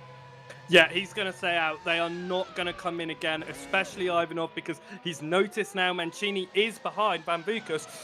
He doesn't want to pit where he's going to come behind now Van Vukas, Mancini, and also come behind Prosciutto as well, as on the exit. Oh, only just Mancini getting past Prosciutto there on the pit exit. But that is Lalu right behind. Also has completed his second stop on his final set of tyres involved in this. What's happened? What has happened to Mancini and Prosciutto? Because they were so dominant out of nowhere. The driver who stepped in for this race, our reserve driver starting from the back of the field, is currently P4 and first out of all the drivers who have done 2 stops. Well, I know Matt is watching on in the YouTube chat. He said it would be a bittersweet moment to see this car do so well, but I'm sure he's really rooting for Kostas Van Vukas, who's doing a fantastic job in this ground effect sim racing car. They've had a fantastic day so far in FSR, and I'm sure they'd love to consolidate that today in the Pro Championship. 2 seconds. I think Van Vukas has in fact gained on Mancini, who nearly sliced his teammate's front wing off as he exited the pit lane. Lalu is now in the mix as well. Ambrositis isn't far off either. 1.6-ish seconds between them. We thought it would be a 2-horse race. It'd be a dominant display. Royal Blue run off with it. They don't fight. Blah, blah, blah, blah, blah. 1 and 2. Jobs are good in. No, this has really spiced up thanks to the strategy, thanks to the mishaps that potentially have happened down at Royal Blue, and thanks to the absolutely insane pace that the Netrex boys and the other people in the mix have brought to the table. Van Vukas, thanks to Kevin Morville pitting, is now into a podium place, and he is growing that gap to P4. He is flying. I don't think you can say there's been any mistakes by the Royal Blue drivers. I think they have done the absolute best they can. It's just that this alternate strategy being played by your race leaders now, that's just come in, and I think it's completely thrown in a completely new idea as to what you can do in this race. I think what's happened is Van Bucus is your main step on your party. As you say, he's gaining away from these drivers. Now, you can say that is mainly because he's obviously got the heat in his tyres. He's got a couple of laps under his belt before these drivers came out of the pits. But what you could also think of is the fact that he's just genuinely shown so much pace. And these drivers have had 3 weeks since round 2 to practice this track. 3 weeks, and most of them I've heard around the field have been practicing wet racing, because that is what everyone expected. Yes, you ran your dry laps, but most people have been running wet races. The servers have been full of rain, and now this is something that's completely different for a lot of what a lot of the drivers were expecting. You can see that actually I think Pistutto is starting to feel a little bit on edge here. He's getting really close to the back of Mancini. Is it now that he runs with Mancini, they both say, yeah, we're still going to get this, we're going to improve our position? Or is Pistutto going to say, no, this isn't going to work, I'm getting P4? He looks a little bit into the inside, hasn't pushed for the move yet. 11 laps to go, 13 seconds from Van Bucus to the lead, 15 from Mancini to the lead. Yeah, indeed. Van Bucus is making steady progress on our 2 leaders. Not probably enough in order to maybe, I mean, to be fair, if those soft tyres can get the distance, Ivanov and Van den Neet, their tyres are going to be pretty battered as we get towards lap 42. We'll have to wait and see though, but that gap has sort of stagnated between Van Bucus and Mancini, sort of teetering around the 2-second range. They're not really gaining nor losing time on each other. But yeah, as you say, Prosciutto, has he got faith in the team? Can they trust them in order to close that gap? It's now 14 seconds between himself and the leaders. And, you know, will he see himself on the podium? Will he now just think, no, I've got to, in order to retain this good position? Because he's played second fiddle this entire race. He's played the team game, and he might just say, no, I need to get as many points as I can for my championship. And, you know, you've put me on this strategy. I've done everything you've asked, but in these later stages, I've got to think of myself. But yeah, Van Bucus, 11.1 seconds now is the gap between himself and Ivanov. That's your race leader, with literally now 9 laps left of this Japanese Grand Prix. Once again, it's a strategical game. The race is going to be won or lost in the pit lane. Netrex have tried something different. Van Bucus from the back of the grid is now a talking point for the race victory, and we'll have to see how this one happens. But we can't say we've been deprived of action today, whether it's been on track or not. There's been excitement and there's been drama. Indeed, Pistutto put in the fastest lap of the race on lap 32, so he is absolutely flying. But as we said, he's held up by his teammate almost, but he's trying to stay in that team game. At this rate, Van Bucus is going to be able to catch Van den Neet, but he is closing a lot of time. 2 seconds, 2 laps ago, 1.5 seconds last lap. He's closing to that leader. He's definitely going to catch Van den Neet by the end of this race. But how hard is Van den Neet going to fight him and possibly allow Ivanov to hold that lead and win, to the detriment of Van den Neet? Maybe he might lose that podium, but he could push his teammate to win this race, which would be a fantastic result with the ups and downs that Netrex have experienced during the course of the last 33 laps. Yeah, absolutely. So Van den Neet might play the team game, of course. Yeah, if he fights, he's going to bring Mancini and Prosciutto. He's going to be sitting duck to those two as well. So might see himself as low as P5. Lalu's there as well, P6 maybe, and that would be a shame. We saw also at Malaysia people trying the longer strategy. Did really well, but just got picked off towards the end in a similar fashion. I think really is, yeah, as you say, for Van Bucus, it's not a matter of if, it's a matter of when. And Van den Neet knows that. He is just saving as much as he can. You can see he's hardly used his push to pass. He's got a lot in store. Here's Prosciutto to the inside of his teammate for the first time in 34 laps. Well, I say that the second time. He tried to get through a little bit earlier. Was not fought by Mancini at all. Now Prosciutto takes the helm of the Royal Blue Racing cars. And now he's going to try and get themselves onto the back of Van Bucus. Was that orchestrated? Was it planned? Did Mancini just let him go? Or is this now Prosciutto putting himself into the driving seat? I think that was very possibly orchestrated, the way that went through. So clean, no fight, at a perfect point when neither driver lost any time. Because I think that at this point they're talking to each other and they know that Pacito is the faster of the two drivers. He can still catch Van Bucus and he could possibly take that third position, possibly second position if they catch up to Van der Neet. It was once again last lap almost 2 seconds that Van Bucus gained over Ivanov. So he is still absolutely pushing and catching those leaders as we come down now to 7 laps to go. We're heading up to is 7 seconds. I believe we've done this countdown before. I believe that we looked back at Imola and we were doing this countdown every single lap. We were just seeing what they needed to do. But at this rate, 2 seconds a lap, he's going to be at Van der Neet's door within a couple of laps. He's going to be at Ivanov's door before the end. But when are those soft tyres going to fall off? But the mediums, obviously, they've been on since halfway through this race. They are also going to be coming to the end of their life.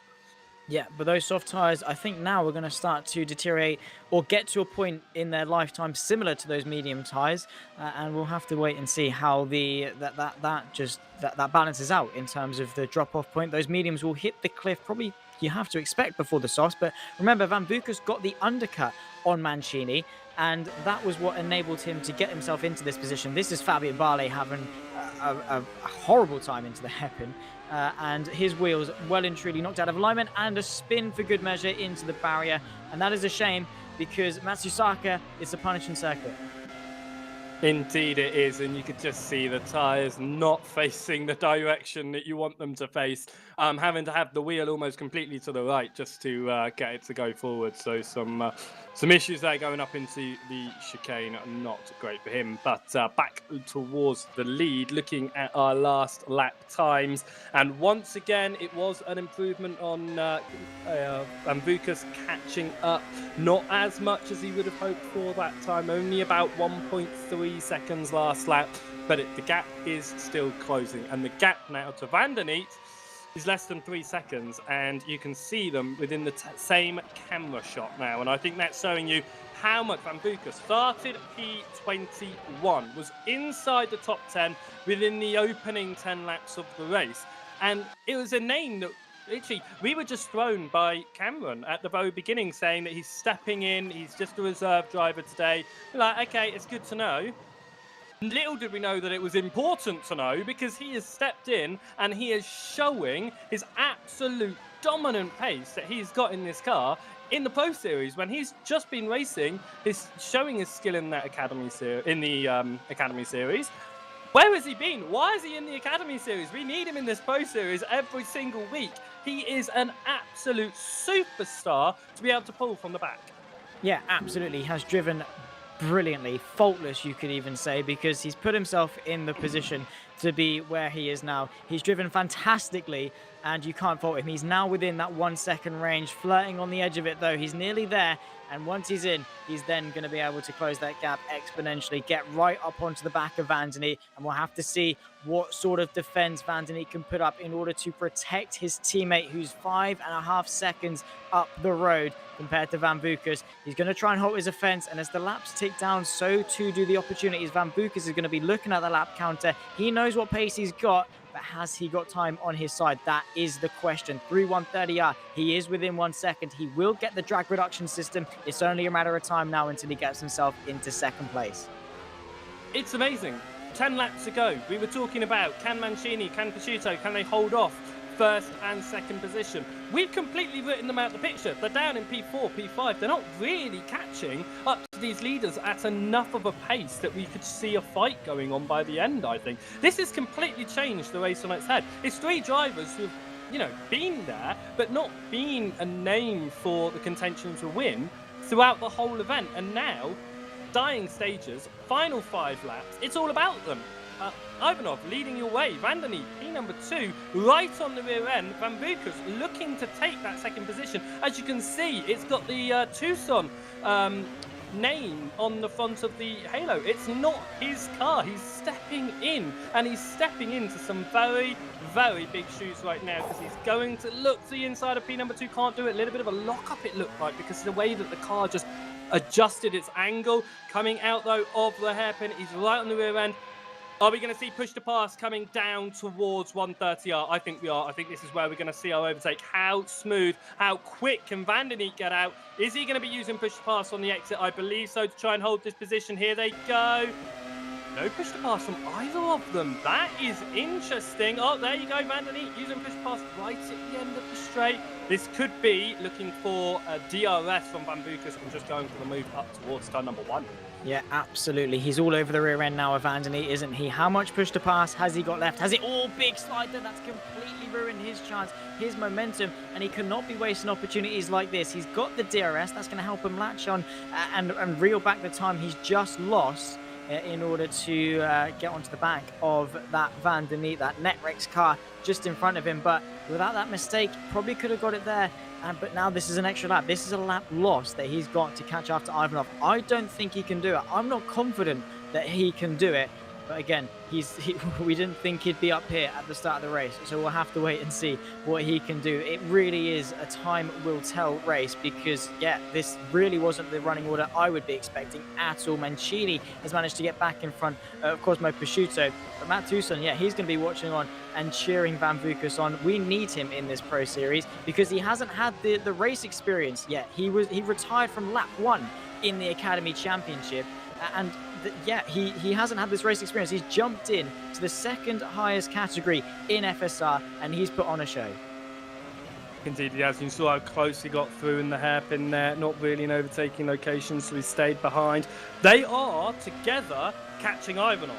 So you said that he might not catch it, but they've closed the gap from 5.4 seconds to 4.4 seconds across this lap. So actually, I think that even though he's caught up behind Van der Neat right now, he's not exactly losing too much time to Ivanov. He looked to the inside. A big defensive move from Van der Neat there. Can he get it without a slide? Yes, he can. He's definitely going to get this move now. DRS is going to be wide open. Push to pass enabled from Van der Neat early on there, but that's push to pass and DRS for Van Bucas. He goes to the left-hand side, but this is Van der Neat going to be defending into turn number 1. There's there's contact!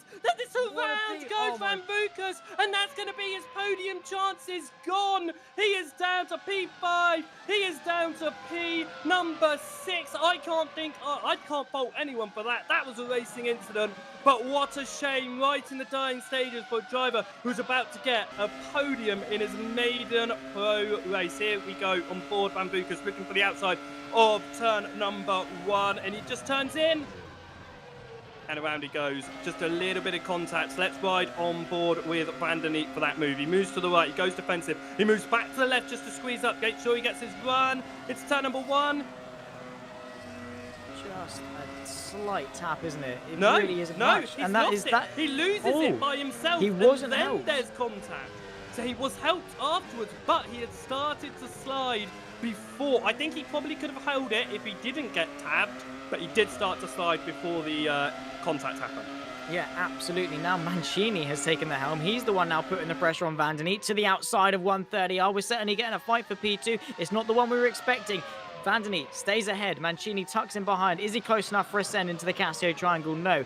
Van der Neat stays in front for the time being. But now the two royal blue cars, Mancini, Prosciutto, they're both now fighting for second place. Ivanov is going to be licking his lips at this, rubbing his hands because he is now in the driving seat. He has clear passage in order to try and take this race victory. Van Bucas luckily managed to get it going, but outside of turn 1 and 2, it's 9 times out of 10 not going to work. That's such a shame. Still going to bring home for P6, which is a fantastic result considering where he started, but it's not the result he was hoping for. It's not the result he perhaps deserved, but a small mistake on the dirtier side of the circuit, and around he went, which was a big shame and such an anticlimactic end. Well, it was a massive climactic end, but wasn't the one we were hoping for to that fight. But yeah, now Van der Neat, he's got 2 Royal Blue cars to keep at bay. Indeed. I mean, I know that we haven't done it for the previous 2 races, but Van Bucas definitely gets my driver of the day. That is amazing that he's gone from P21 to fight for a podium. A shame that it looks like he's going to come home in P6, but maybe even P7, Emphasis right behind him.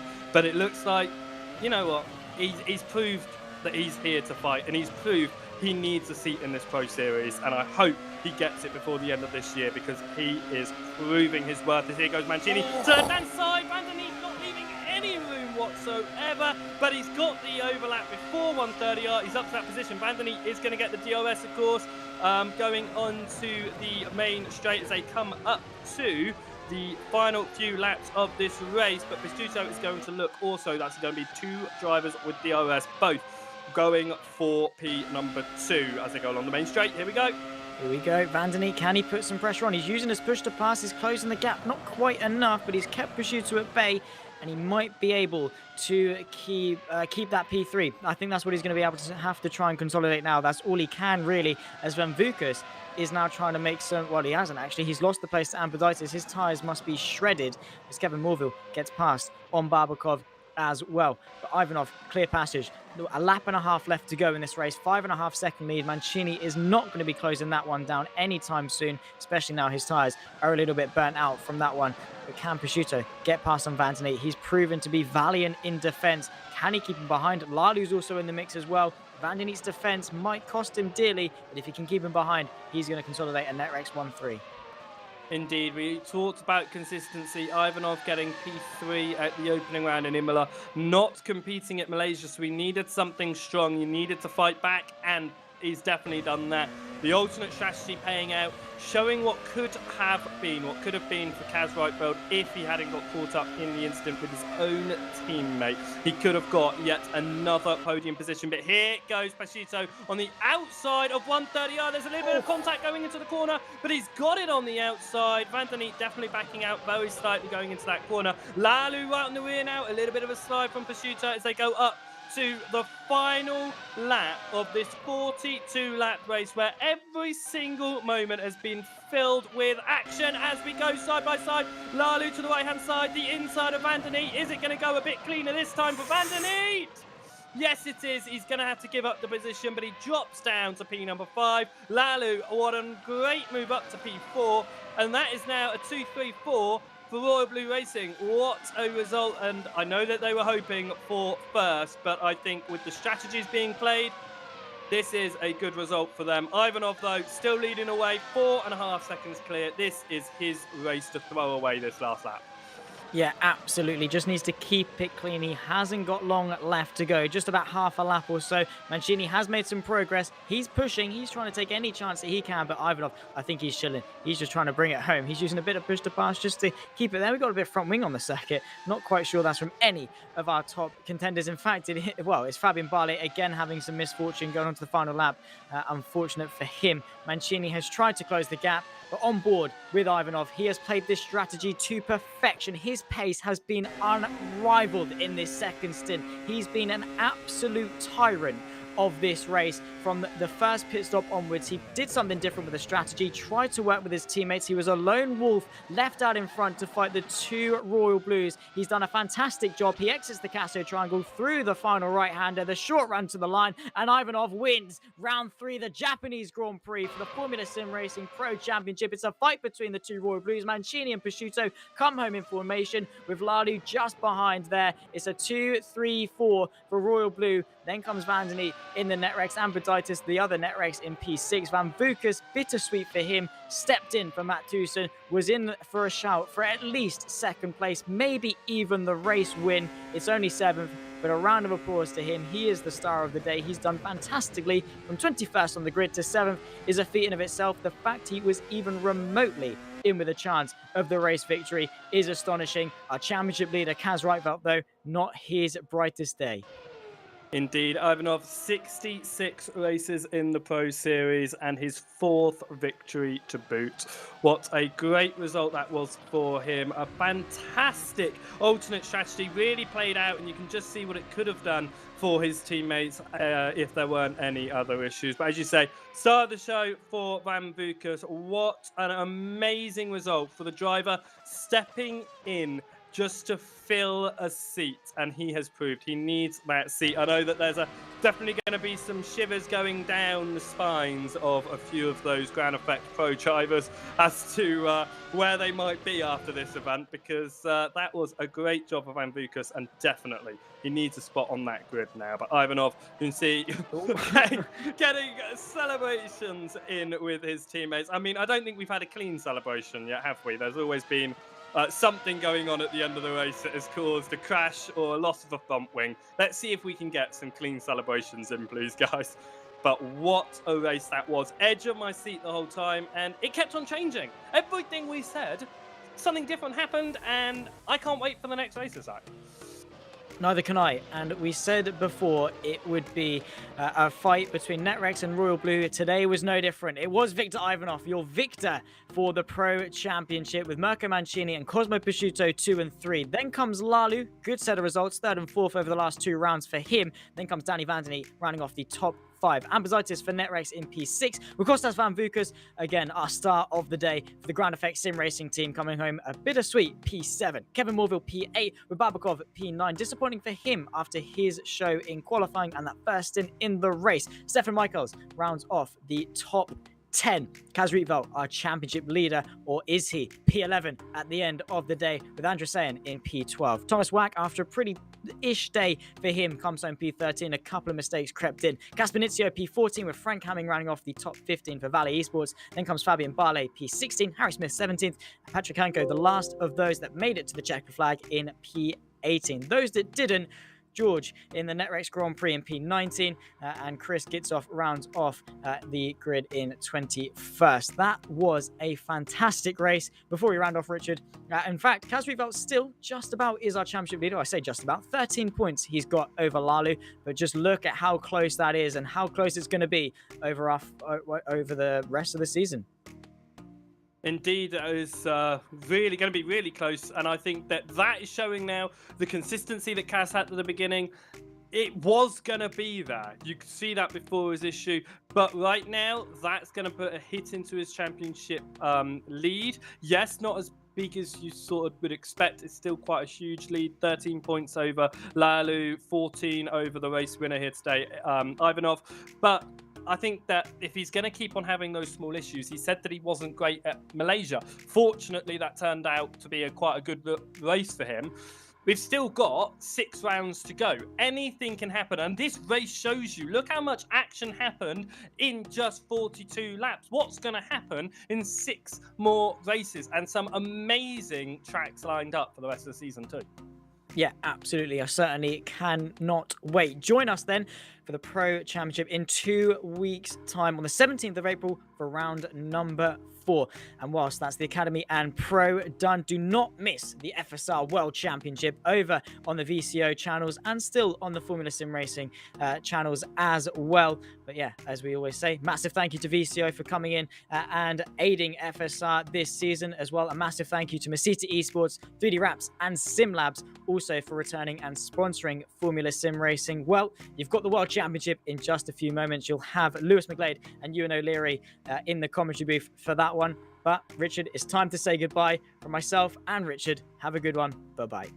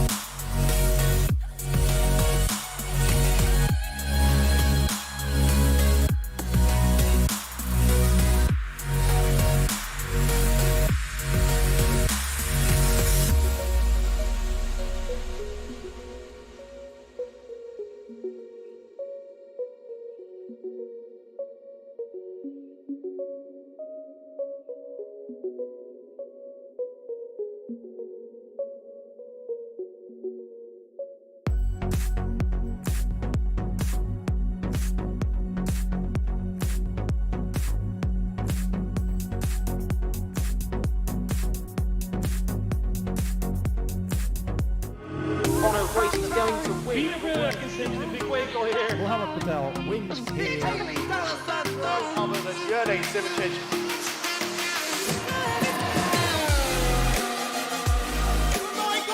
Oh, he's done it! And Look at these two go. oh, he's going to do it! His first victory! The World Championship is done. What a race it's been!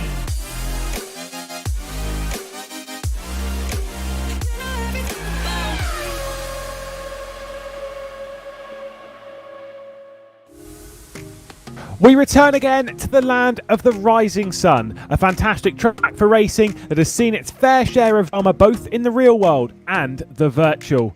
It's a staple of our calendar. Jurgen Simoncic, the three-time world champion, has won here the last 2 years in a row, and it's a location which has seen fierce battles, including the three-way fight for the win back in 2019, where Gosby took the victory ahead of Belyak and Simoncic that were second and third, and all three of those were separated by less than a tenth of a second.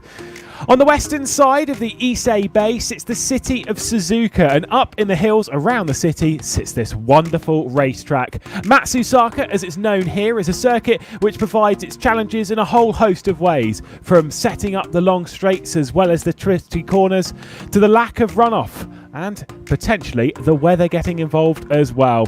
Who knows what we'll see today, as it's time for round 3 in the Formula SimRacing World Championship as we head to the Japanese Grand Prix, brought to you by our broadcast partners at VCO, with thanks to our sponsors Masita Esports, SimLab and 3D Wrap. The commentary booth today has myself, Lewis McGlade, Ewan O'Leary alongside, and Cameron Roger down in the virtual pit lane. Felix Van Delft manning the broadcast, of course, and Ewan, a 1-2 for the Oracle Red Bull Racing Esports team at Malaysia. We know they're getting stronger, but NetRex, surely this is the time where they've got to bounce back. You certainly think so. They certainly have to at this stage. I feel like, though, for them, it was very ominous, the fact that Red Bull got that 1-2 last time out. Because let's not forget, Alex Sewell did not exactly have the cleanest race you've ever seen. He did get tipped around at one moment, and he was still able to clean up with second place. I think that's quite ominous for the field, how strong Red Bull looked a couple of weeks ago in Malaysia. Here this time around in Japan, are we going to see something similar? Not entirely sure, but it's going to be another race of frills and spills, and I'm very much looking forward to it. Yeah, a great season that we've had so far, of course. Over 2 rounds, so we can only really take a few things. We've had 2 different winners. Colin Spork winning that first race of the season, and Dennis Jordan winning the second race at Malaysia. Been interesting between the two of them. They've both had a win. They've both had the third position, which means the standings are locked on 0 points, 51 points apiece. Qualifying is underway here in Japan, and we know that track position around here is cool. It is, indeed. There's not much runoff, as you mentioned earlier on. There's not much in the way of... well, there is a couple of straights, I suppose, but there's not really big braking zones and big, obvious corners afterwards, which is the problem. And so that might play into the hands of those who qualify quite well here. And, of course, you never want to qualify badly in an FSR race. You are just going to get completely left behind. As Jan Vosnicker gets things wrong, just showing the difficulties of this circuit immediately by getting into the barriers coming through the first S's section. Oh, having that first look at the NetRex cars as well, you can see for this weekend, there's more issues. This is a hard track, and Janis Pchok finding that going way too deep into the second Degner and returning to the pit lane now with Alex Siebel running around that S's section. With that look though towards the NetRexes, you can see that they're typically black, white and green, or for the P1 Sim cars more of a light blue. They are running a red this weekend. That's obviously because it's a tribute livery to Alessio Campos, who unfortunately passed away, and I think now a couple of years ago, and they tribute a livery to him each year, which I think is a fantastic tribute to have. Certainly is, and they'll be looking to do that livery proud here today, of course, as we go on board with Alex Siebel, the very fast part of the circuit, well, as if the slow parts of this circuit, to be honest, but from that hairpin right around the back of the circuit at turn 11, all the way down to the first corner, basically, there's not really much in the way of slowing down. Obviously, you've got that chicane between Spoon Curve and the first corner, which does provide possibly the best overtaking opportunity of the lap, but it is very high speed indeed as we go through here with Siebel, just threading the needle through these final couple of corners and coming up towards the line to, he will hope, set the early benchmark here, currently being set by Colin Spork. Siebel over the line, it's only 4th for the minute. Yeah, these times are quite fast, to be perfectly honest, compared to what we're used to in the World Championship, where they're very tight on the times. Obviously, 1.7 seconds down to Noah Roivers, who's clearly messed up his first lap. Jan Vosnitzer as well, having those issues that we saw. Janis Brakshock, another one. They're both back out onto the racetrack. It's a fairly long track, obviously. When you talk of the 3 timed laps that they get in this session, it's not that long to go out, do your out lap, and then do your time lap, escape to pit lane, and then do that again.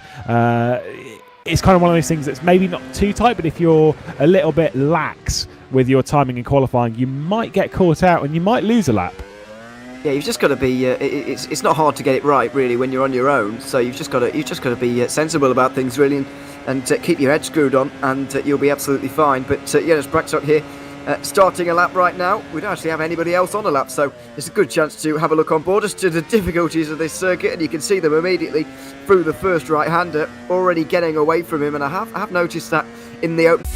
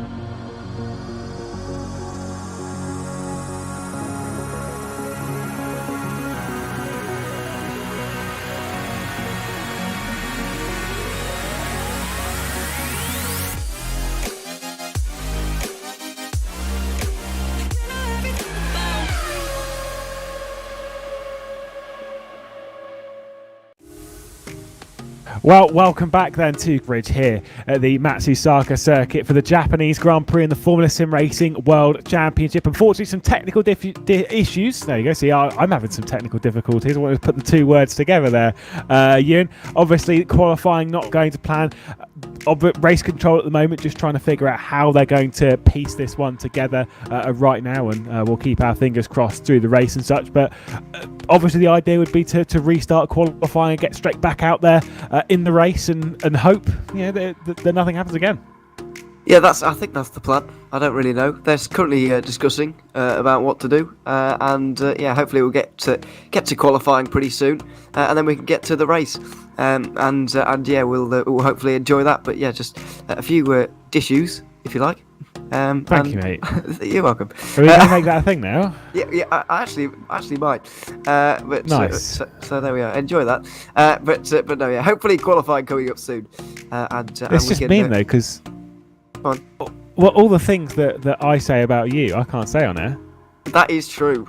Yeah, we will get in trouble for that. I'm going to basically restart the session, but I'm going to keep the railroad, so the server itself will quickly restart, but don't leave. You can stay where you are. It'll just reload. Absolutely no idea if that went out on air, but Cameron Roger was just telling us that they are going to restart the session and keep the railroad in its place. So fingers crossed on that one. Of course, we no longer have Cameron Roger down at the pit lane. He's had to rush off, obviously, to deal with all of this, trying to get everything sorted and understandable. Hopefully we'll hear from him as the race goes on.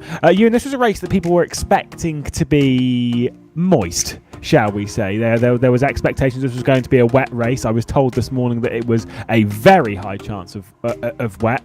Now I'm told that the clouds have kind of moved off. They're far away from the circuit, about 50 kilometers away now. That rain path has gone that way, so it's not really something we're potentially going to have to deal with today. But it's still, the threat is there. The threat is there, and I think it's going to be looming large in the minds of everybody heading forward in this championship, because it's not really been a thing for the last few years. It's not been a factor that you've even had to think of. It's not even been possible. But the fact that it is this season, I think, will start to linger with some people. Obviously, we don't know what circuit's going to be in what order coming forward in this season as well, which doesn't help. But I'm kind of glad, to be honest, that we don't have weather here today, because we've already seen how difficult these guys are actually finding it out there on the circuit. We were live for about 3 minutes in qualifying. We saw 2 spins, which is more than you'd normally see in a World Championship qualifying session, and we were only there for the first lap. So I think, yes, I'm kind of glad that it's not raining, because it would make a very tricky day even worse. I mean, I love driving in the wet. I love a wet race when it's me behind the wheel. And typically, in some platforms, in some styles of racing, I like watching a wet race. I mean, I love watching a wet race in real motorsport, but how it is in rFactor 2 and how the wet weather can be, sometimes it can be, obviously in cars like this, extremely difficult, as wet weather should be. I mean, obviously, but you know, some people don't have like the wheels and stuff with the tactile feel, with the direct drive force feedback and stuff to really tell you what the car's doing. And so in those wet weather, when the car starts to snap, it can be quite hard to catch it in the right way and sort of carry on. That's why we see so many issues running through not only the qualifying session, but we would see in the race if it was raining as well. And you tend to find that races in the wet tend to be, at least in this, very much like a single file affair. Everyone sat kind of comfortably and struggling to make moves and such. And there is a style of racing about it that I quite enjoy as a driver, like dealing with the pressure. As watching sometimes is not the most entertaining. You're literally just watching people fall off the road. Well, yeah, that can be entertaining too. Yeah. Especially in sim racing, now that we know that nobody's in danger, which is a good thing. But yes. To be honest, the one thing I have really enjoyed about this season so far, and I'm pretty sure I said this last season until everyone figured out what the right strategy was, and then it got a bit same. But the different strategies throughout the race is not really a thing in wet weather, because obviously you don't have different wet tyre compounds. That would just be a bit strange and somewhat dangerous. So we don't have that. You know, the dry weather means that we can have different strategies going on. Yep. And I think it's going to be especially important today, because track position is going to be so important, like it would be in the wet weather, I suppose. But that element will kind of be removed if there was rain. But thankfully, in some ways, it's kind of got away.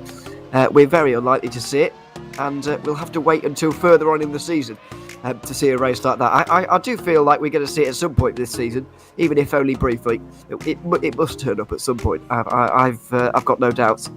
I'm trying to think of the last wet race we had in FSR. Certainly wasn't last year. or potentially in the last couple of years. Well, the year before, yeah. There was definitely a few wet races to start. I believe it was 2017. We're going to hear from Cameron Roger here. Let's have a chat. All right, guys. So what we're going to do is we're going to basically rerun the session. Well, the lap times that were set previously, we have them because we still have a log file. So we're going to basically just combine 2 sessions effectively. So the lap times that were there will count. So obviously we will then combine them and then let you know in the warm-up what it is going to be. Well, there we go. So we're still, that lap that has been done will be like, oh, yay, I got a good lap in. Other drivers, Jan Vosnitzer, Janis Backstock, who had those issues in qualifying, still have those issues. And that can be a bit of a problem as Cameron Rogers storms off in a huff. I think he forgot he wasn't with them. Yeah, no, I agree. I think he he left race control to join us and then went, oh, hang on. Oh, yeah, these are not the people I want to be talking to. What do these idiots know? So he's got to get to converse again. What does combined mean? Do they mean that if they can't go quicker in this next session, then that one that they had will stand, or they'll combine the two, as in add them together? I don't know. Imagine well, I mean. Combined means to put together. I don't want to go and get the dictionary out for it, but the way that I would do it as an assumption, although we know you shouldn't make assumptions, is the first session, whatever laps you completed in the first session, those essentially count. So if you've done a time lap, that's your time lap or your first time lap done. And then in this session, then essentially you're going to be given what would be 6 laps or 2 timed laps to do, and then basically whatever your fastest lap is from them. I honestly, mate, I have no idea. They have still got 9 laps in the session as we move over into the qualifying, so they can still, to clarify as to what that means, out lap, time lap, in lap. That's why we say 9 laps and not 3 in the actual racing terms. They're given 9 laps in the session because they've got to do their out lap, they've got to do their time lap, and when they escape to pit lane, that accounts for an in lap, thus counting for 3 laps, meaning to do 3 timed laps, you have to do 3 laps per stint, so 9 laps in total. There we go, we're all smart now. You were speaking about getting an abacus out yesterday. Was I? I think so. Was it yesterday or the day before, or it could have been weeks ago, I don't know. I barely know what I'm talking about, mate. This weekend has felt like it's gone on for about a week, to be quite honest. It's been quite long, but no, yeah, it might have been me. I don't know. But yeah, thankfully we've got cars on the circuit again to look at and keep us sane, which is a good thing. So yeah, hopefully we'll let the clever people deal with who's going to be where after this qualifying session and which time is going to be used and what form that is going to be and whatever, and yeah, we'll just focus on the driving and the action on track, because that's what we're here to do. So yeah, the session getting back underway, and I can't imagine it's been in too much of a disruption for them, really. That these guys are normally generally pretty good at stopping, starting, and picking things back up when they need to. So yeah, I think this stoppage will cause almost no issues at all for them, to be quite honest. As far as I'm aware, the first qualifying session that we had before the red flag, it was Colin Spork that was on pole position with a 26.819. That is still, as far as we're getting from race control, that is the time to beat. If anyone wants to get pole position today, they must beat the 26.819 that Colin Spork set. Liam DeVal, Dennis Jordan, second and third. Liam DeVal's time was a 27.090 and Dennis Jordan's was a 27.211. Mitchy Hoy did a 27.406. I'm not going to read through everyone's lap time. This is all on race-view.com. There are results on there at the moment from that qualifying session once you find the FSR server, but we'll see.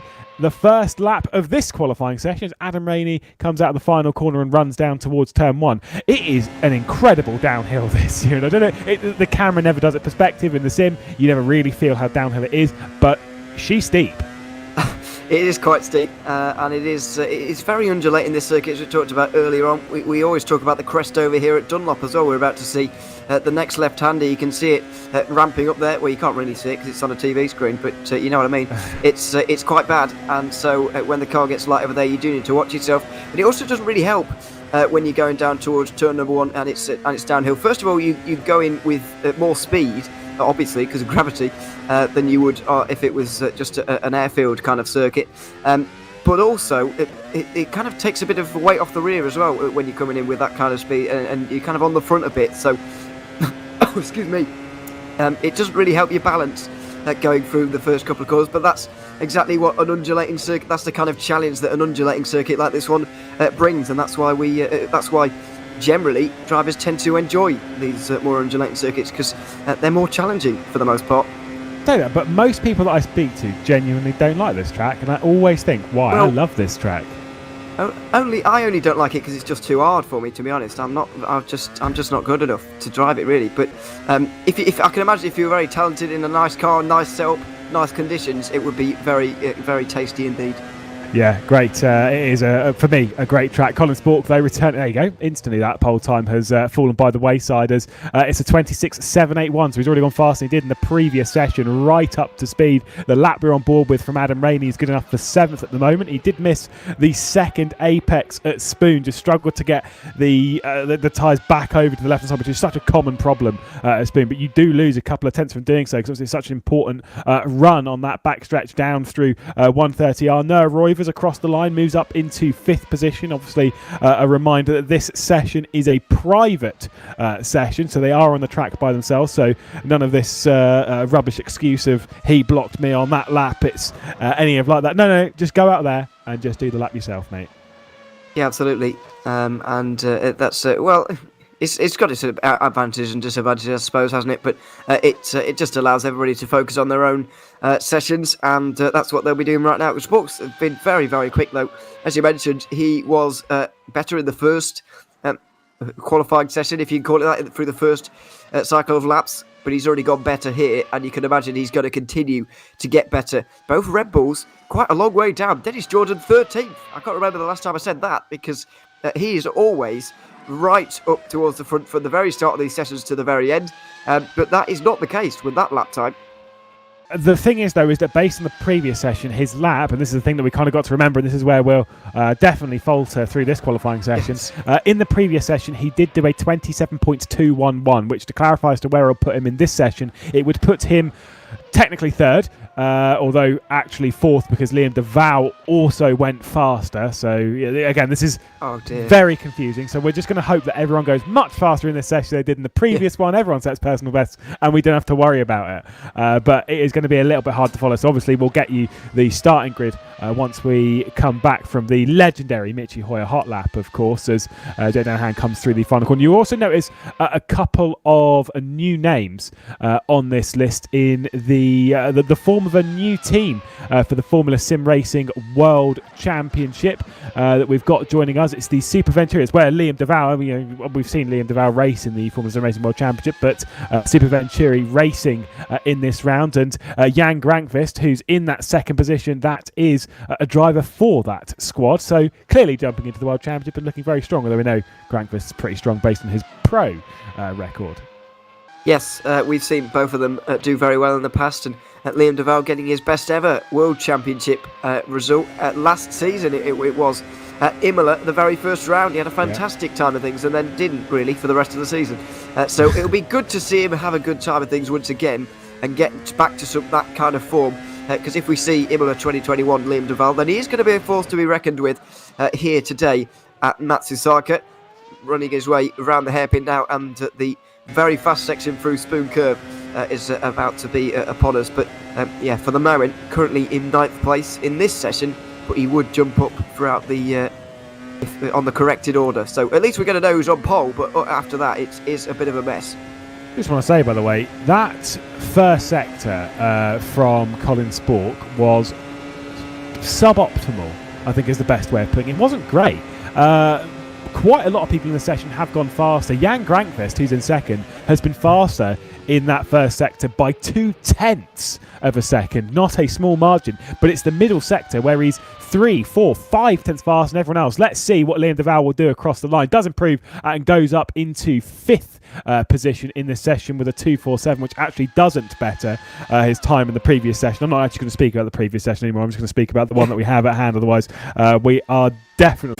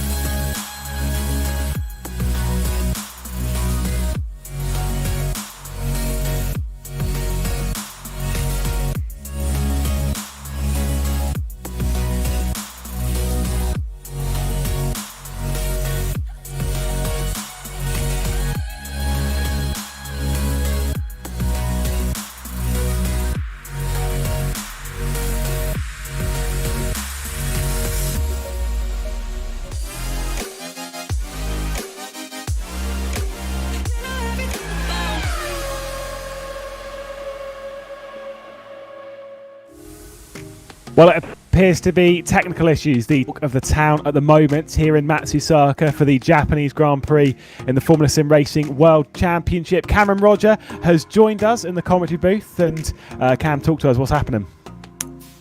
Yes, obviously not the ideal situation right now, but yeah, basically there seems to be an issue with the actual internet of the server itself. Like the actual RF2 seems to be going up, but it's just not going to be possible to do a race on this, and with the time period of sorting out other servers, etc., it's not really reasonable to do so right now.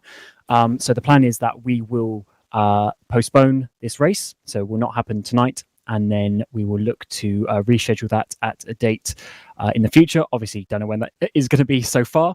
We'll have to discuss that and let you know. But yeah, unfortunately, this specific race isn't going to be able to happen tonight, and we will do our best to inform you of that as soon as possible when we can get this Japanese Grand Prix for the World Championship. Obviously, we've had a couple of good races this afternoon. It's just a shame that this one couldn't go ahead.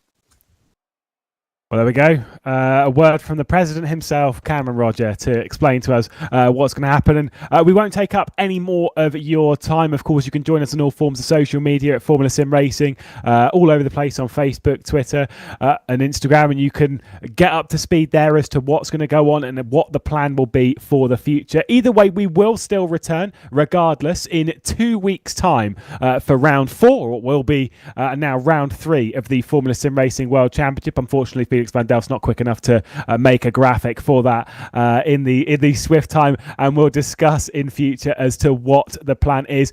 Please join us then, and we'll see where we're at. A big apologies, of course, from all of us here at FSR to all of you who have joined us this evening, and a massive thank you still to our broadcast partners at VCO and our sponsors in Masita Esports, SimLab and 3D Rap. I've been Lewis McGlade, Ewan O'Leary's been alongside, and Cameron Roger has jumped in every now and then when he wasn't putting out fires on server issues, and Felix van Delft has brought you this fantastic broadcast today. Until next time, have a very warm goodbye.